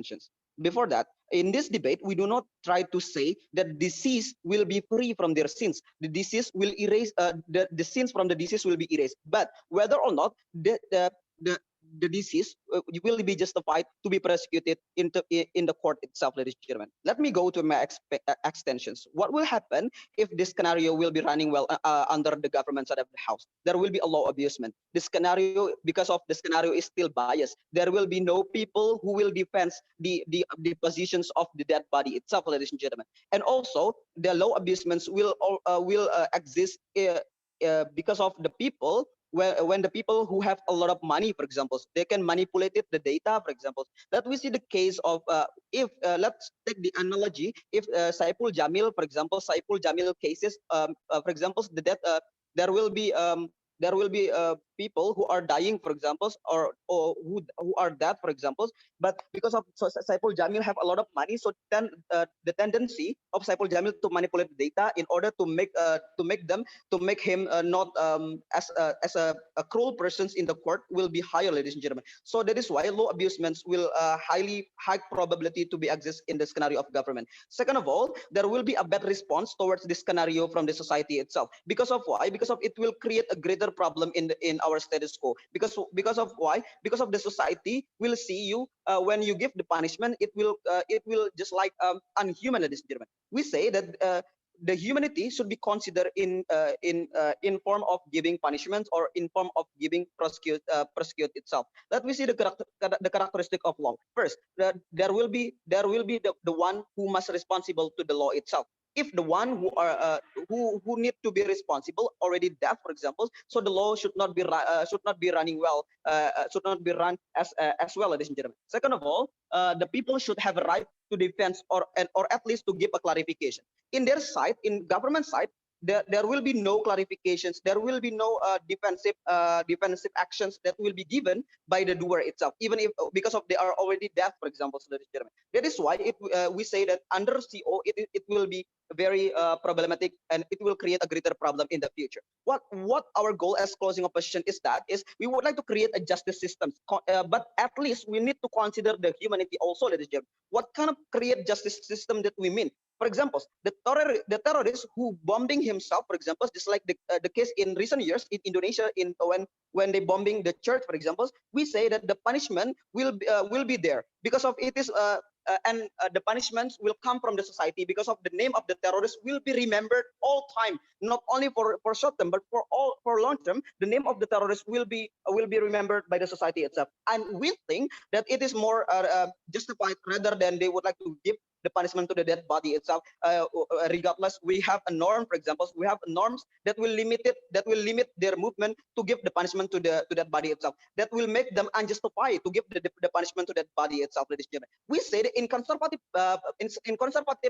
country, for example, just like in Indonesia, they are very strict with the value of religions, with the norms of the norms. So it means that there will be a limitation for them to give punishments, and also it will create unjustified, and also the society will refuse them. Because of why? Because the society will strict with the status quo itself. Ladies and gentlemen, we say when OG would like to send a message that that the people, even you are already dead, you will be get the punishments. We say that it is not exclusive anymore. Because of why? Because of the idea of punishments already given by us as closing opposition. But what our world would like to be is that is under closing opposition, we would not forget the sins of the people, but we also would like to give him punishments in terms of naming them, for example, so ladies and gentlemen. So that is why our scenario more exclusive and also our scenario more justified, because we consider the humanity also.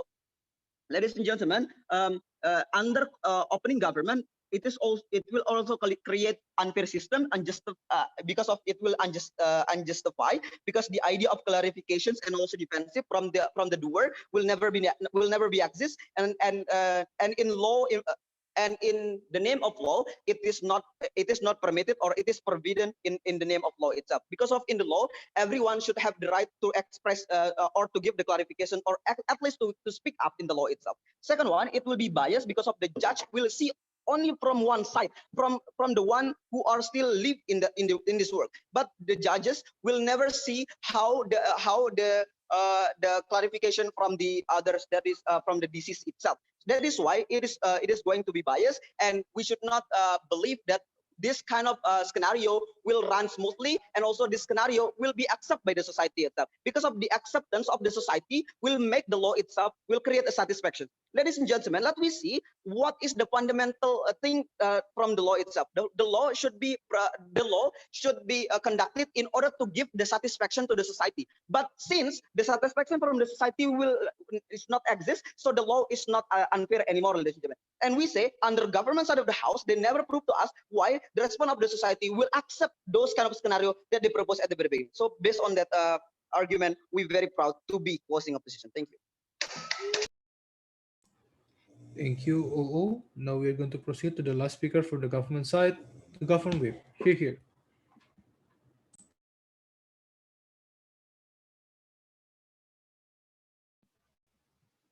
Am I audible? Yes, you are. Okay, I prefer to have a POI through chat box.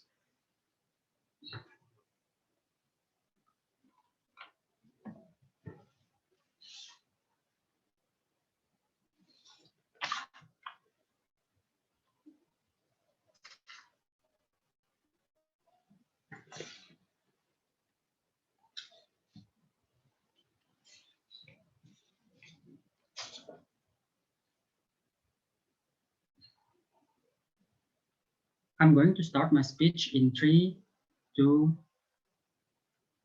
1.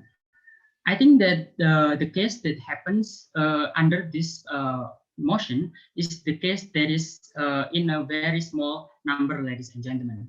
Like for the example, the prosecution of the deceased is not that huge like the other crimes, ladies and gentlemen, like for example, like stealing, robbery, and so on and so forth, ladies and gentlemen. Because I also regret the thought trial coming from the opening benches that they say that the criminals will easily kill themselves after they're doing crimes. That's why it is very urgent for us to undergo this motion. But I don't think that this is the case, ladies and gentlemen, because it will less likely for the criminals or to actually suicide after they have done the crimes and so on and so forth. But there is still a possibility that the criminals dies after they did the crimes and so on and so forth, ladies and gentlemen. That's why I don't think that I still think that we have to at least uphold the justice and also bring back this security feelings towards the society by undergoing this proposal, ladies and gentlemen. Now, coming to the argument from the opening government, we think that the opening government and also the closing government has a very distinction contribution in this debate, because I think that in the opening government, you know, the punishment or the sentence mechanism is blurry under their side of this house, ladies and gentlemen, because opening government in the end of the day only mention about the deterrence impact and effects and so on and so forth. But in the end, those kind of benefits will achieve or will be achieved at the moment they can prove to us that the sentence that we are going to give to this to the deceased will be create deterrence towards other people, like other people, right? And my first speaker already explained to you how our mechanism going to be look like. First of all, we are going to unveil the track record publicly, and we will publish that they are actually wrong or actually have done crimes in the end of the day after the court justice system has proven, for example. Or even we are going to also freeze their assets, so that's why their family will not be able to actually enjoy the monies that these criminals have corrupted, for example. Or even less, like in the end of the day, when there is case when the victims are actually not satisfied with only the criminals being published publicly, this kind of victims will still be able to sue the families member in the end of the day. Why it is justified anyway, ladies and gentlemen? Because I'm going to prove to you why sentencing the family member is also justified, unlike the opposition side of this house who think that it is not justified. But we as the closing government would like to prove to you that this is still justified for us to punish the family member of the criminals. Because we think that these family members also contribute to the crimes that their family member have done, for example. Because the fact that their family members doing crimes, it means that they have been failed in educating their children, for example, or even to supervising their family members to not doing such kind of things, ladies and gentlemen. It will also benefiting in the future impact when when there will be a lot of family members who actually will try to supervising their children more, or even try to educate their children more, because at the moment you doing such a crime and you'll die, the harms will be also coming to us as a parents, and so on and so forth. That's why we think still it is very justified, ladies and gentlemen.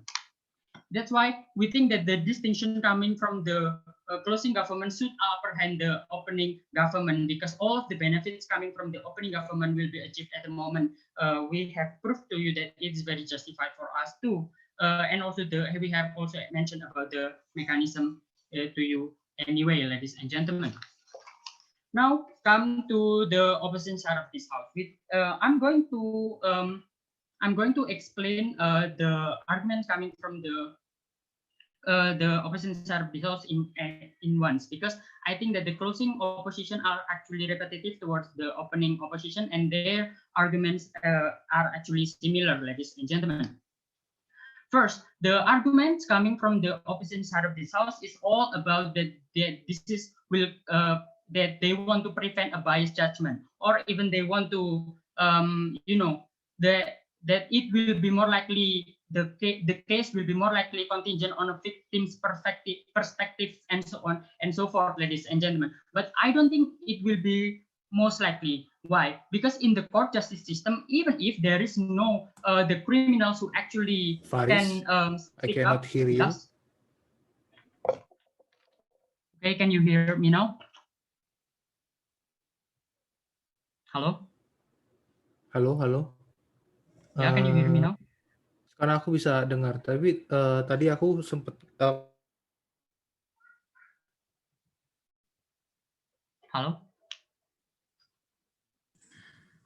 I think signal Charlie-nya yang bermasalah. Kita tunggu dia balik dulu aja. Oh, dia bermasalah ya? Apa gimana? Wait. Nah, Char, lu soalnya tadi suaranya normal aja di gua. Oke, ini jadi gimana nih? Gue yang hilang atau Haidir yang hilang? Ya, apa ya? Haidir Faris tadi. Kita dulu yang hilang karena tadi lu sempat nge-freeze. Kalau mau matiin kamera dulu aja biar lebih. Oke. Okay, jadi Oke. Jadi gue di timer gue kayak 531. Waktu itu kamu lagi ngomongin soal kayaknya itu you are talking about like preventing biased judgment and it's contingent upon, terus hilang di situ. Oh iya. Oke.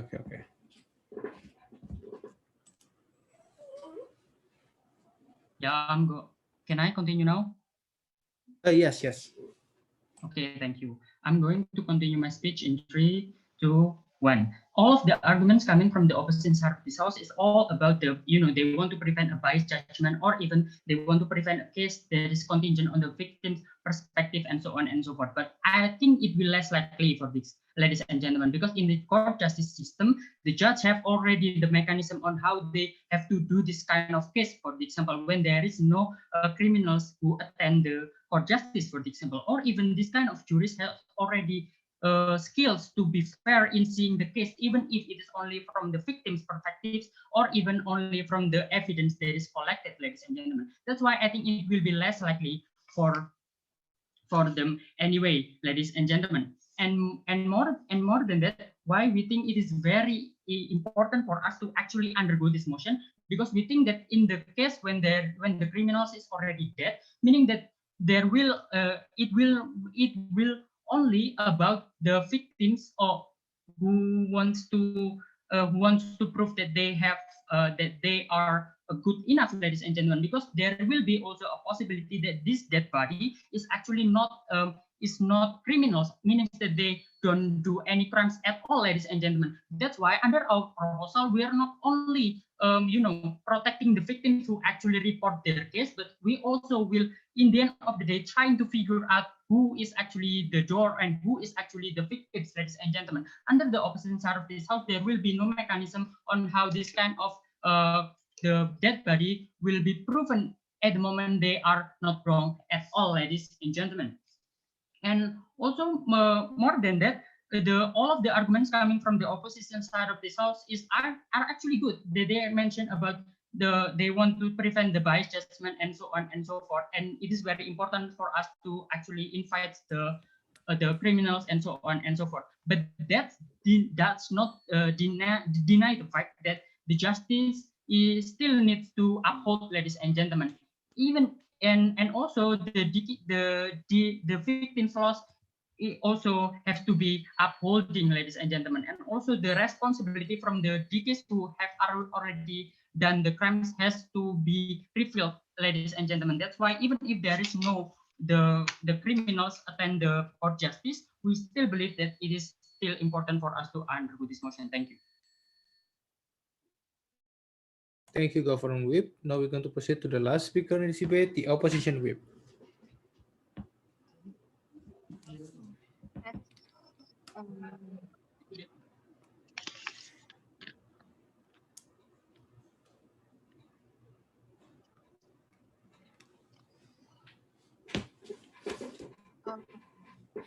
Starting in 3, 2, 1. Member of the House, we think that the word that the government bench prefer is no, it will like make any good law system in our world, right? Because they only focus that they only focus on how to reach to reach their for the sake of justice from the victim itself. We don't consider about the doer itself, right? We say that it's okay to consider about the doer itself because they are actually human beings that actually have a right. They have a right in the very first place, right? The government or the bench of government never able to prove you on the worst scenario on how if on how as you know that law is very complex, right? There will be many even there will be any interferences from the certain power individual, for example. So on how why and how then in their word it could manage to overcome this worst scenario, for example the abusement that my first speaker already told you, right? And also several respond toward the government side, right? As government benches, right?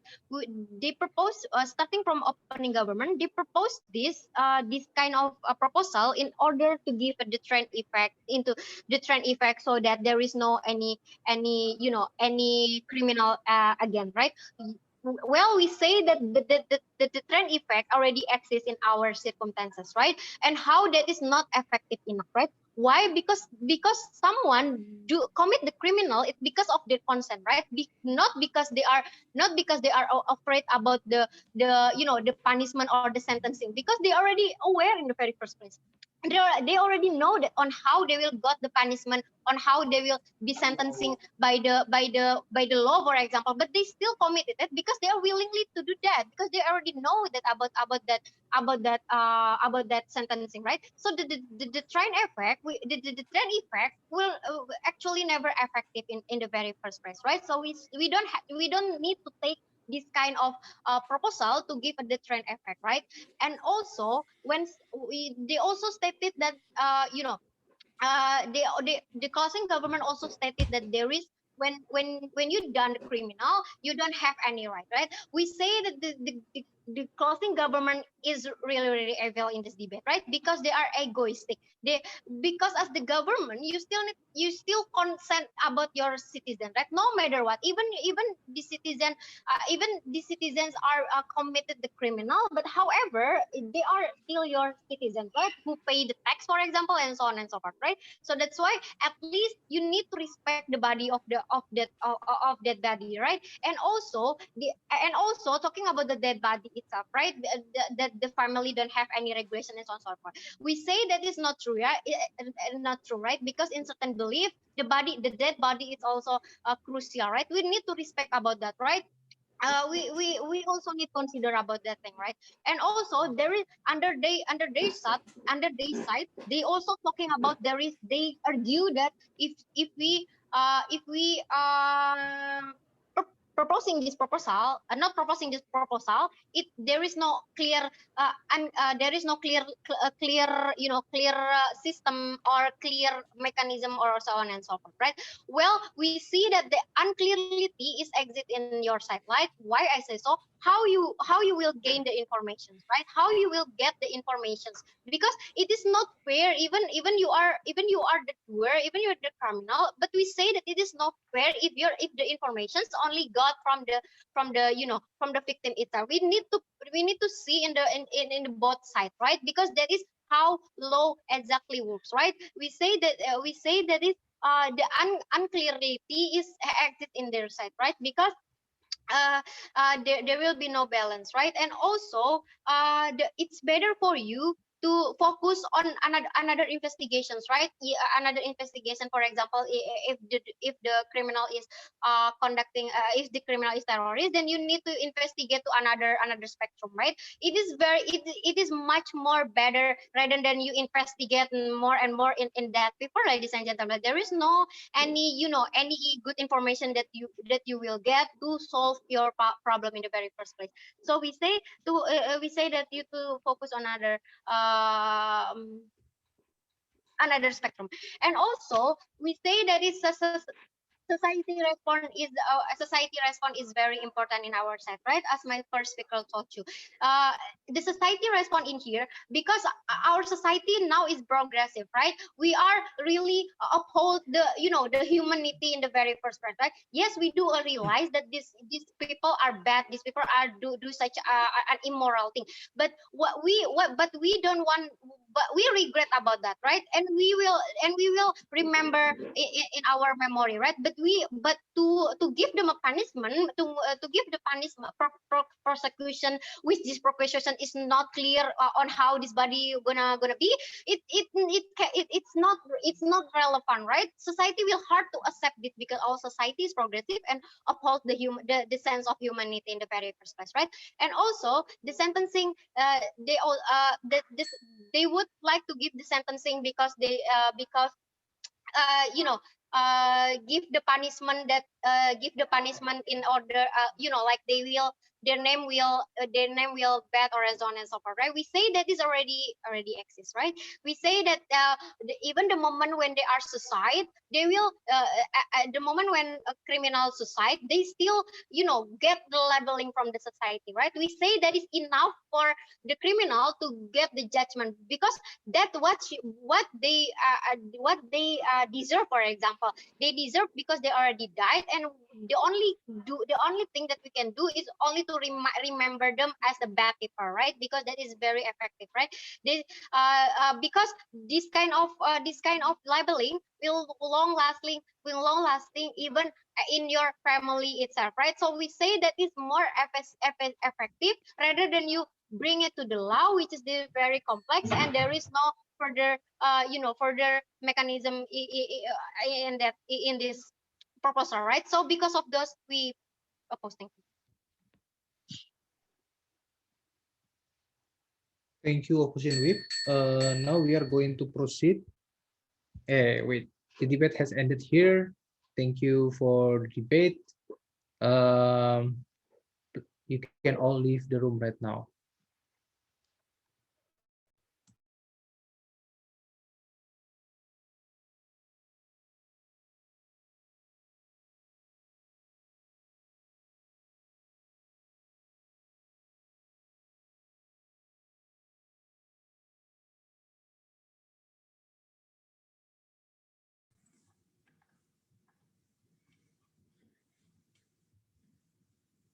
Ayo guys, shoo, so we can deliberate.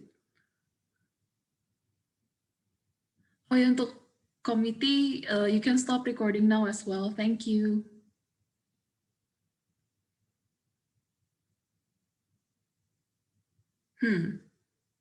Komitinya masih recording. Kayaknya dia nggak di sini deh. Atau mau pindah ke yang Edu Room aja di breakout-nya. Ya udah kita ke Discord aja kali ya. Itu ada Edu Room, Char, so if you press breakout room, kita bisa milih ke Edu Room yang kosong. Oh ya udah deh. Oke, gue live ya. Ya.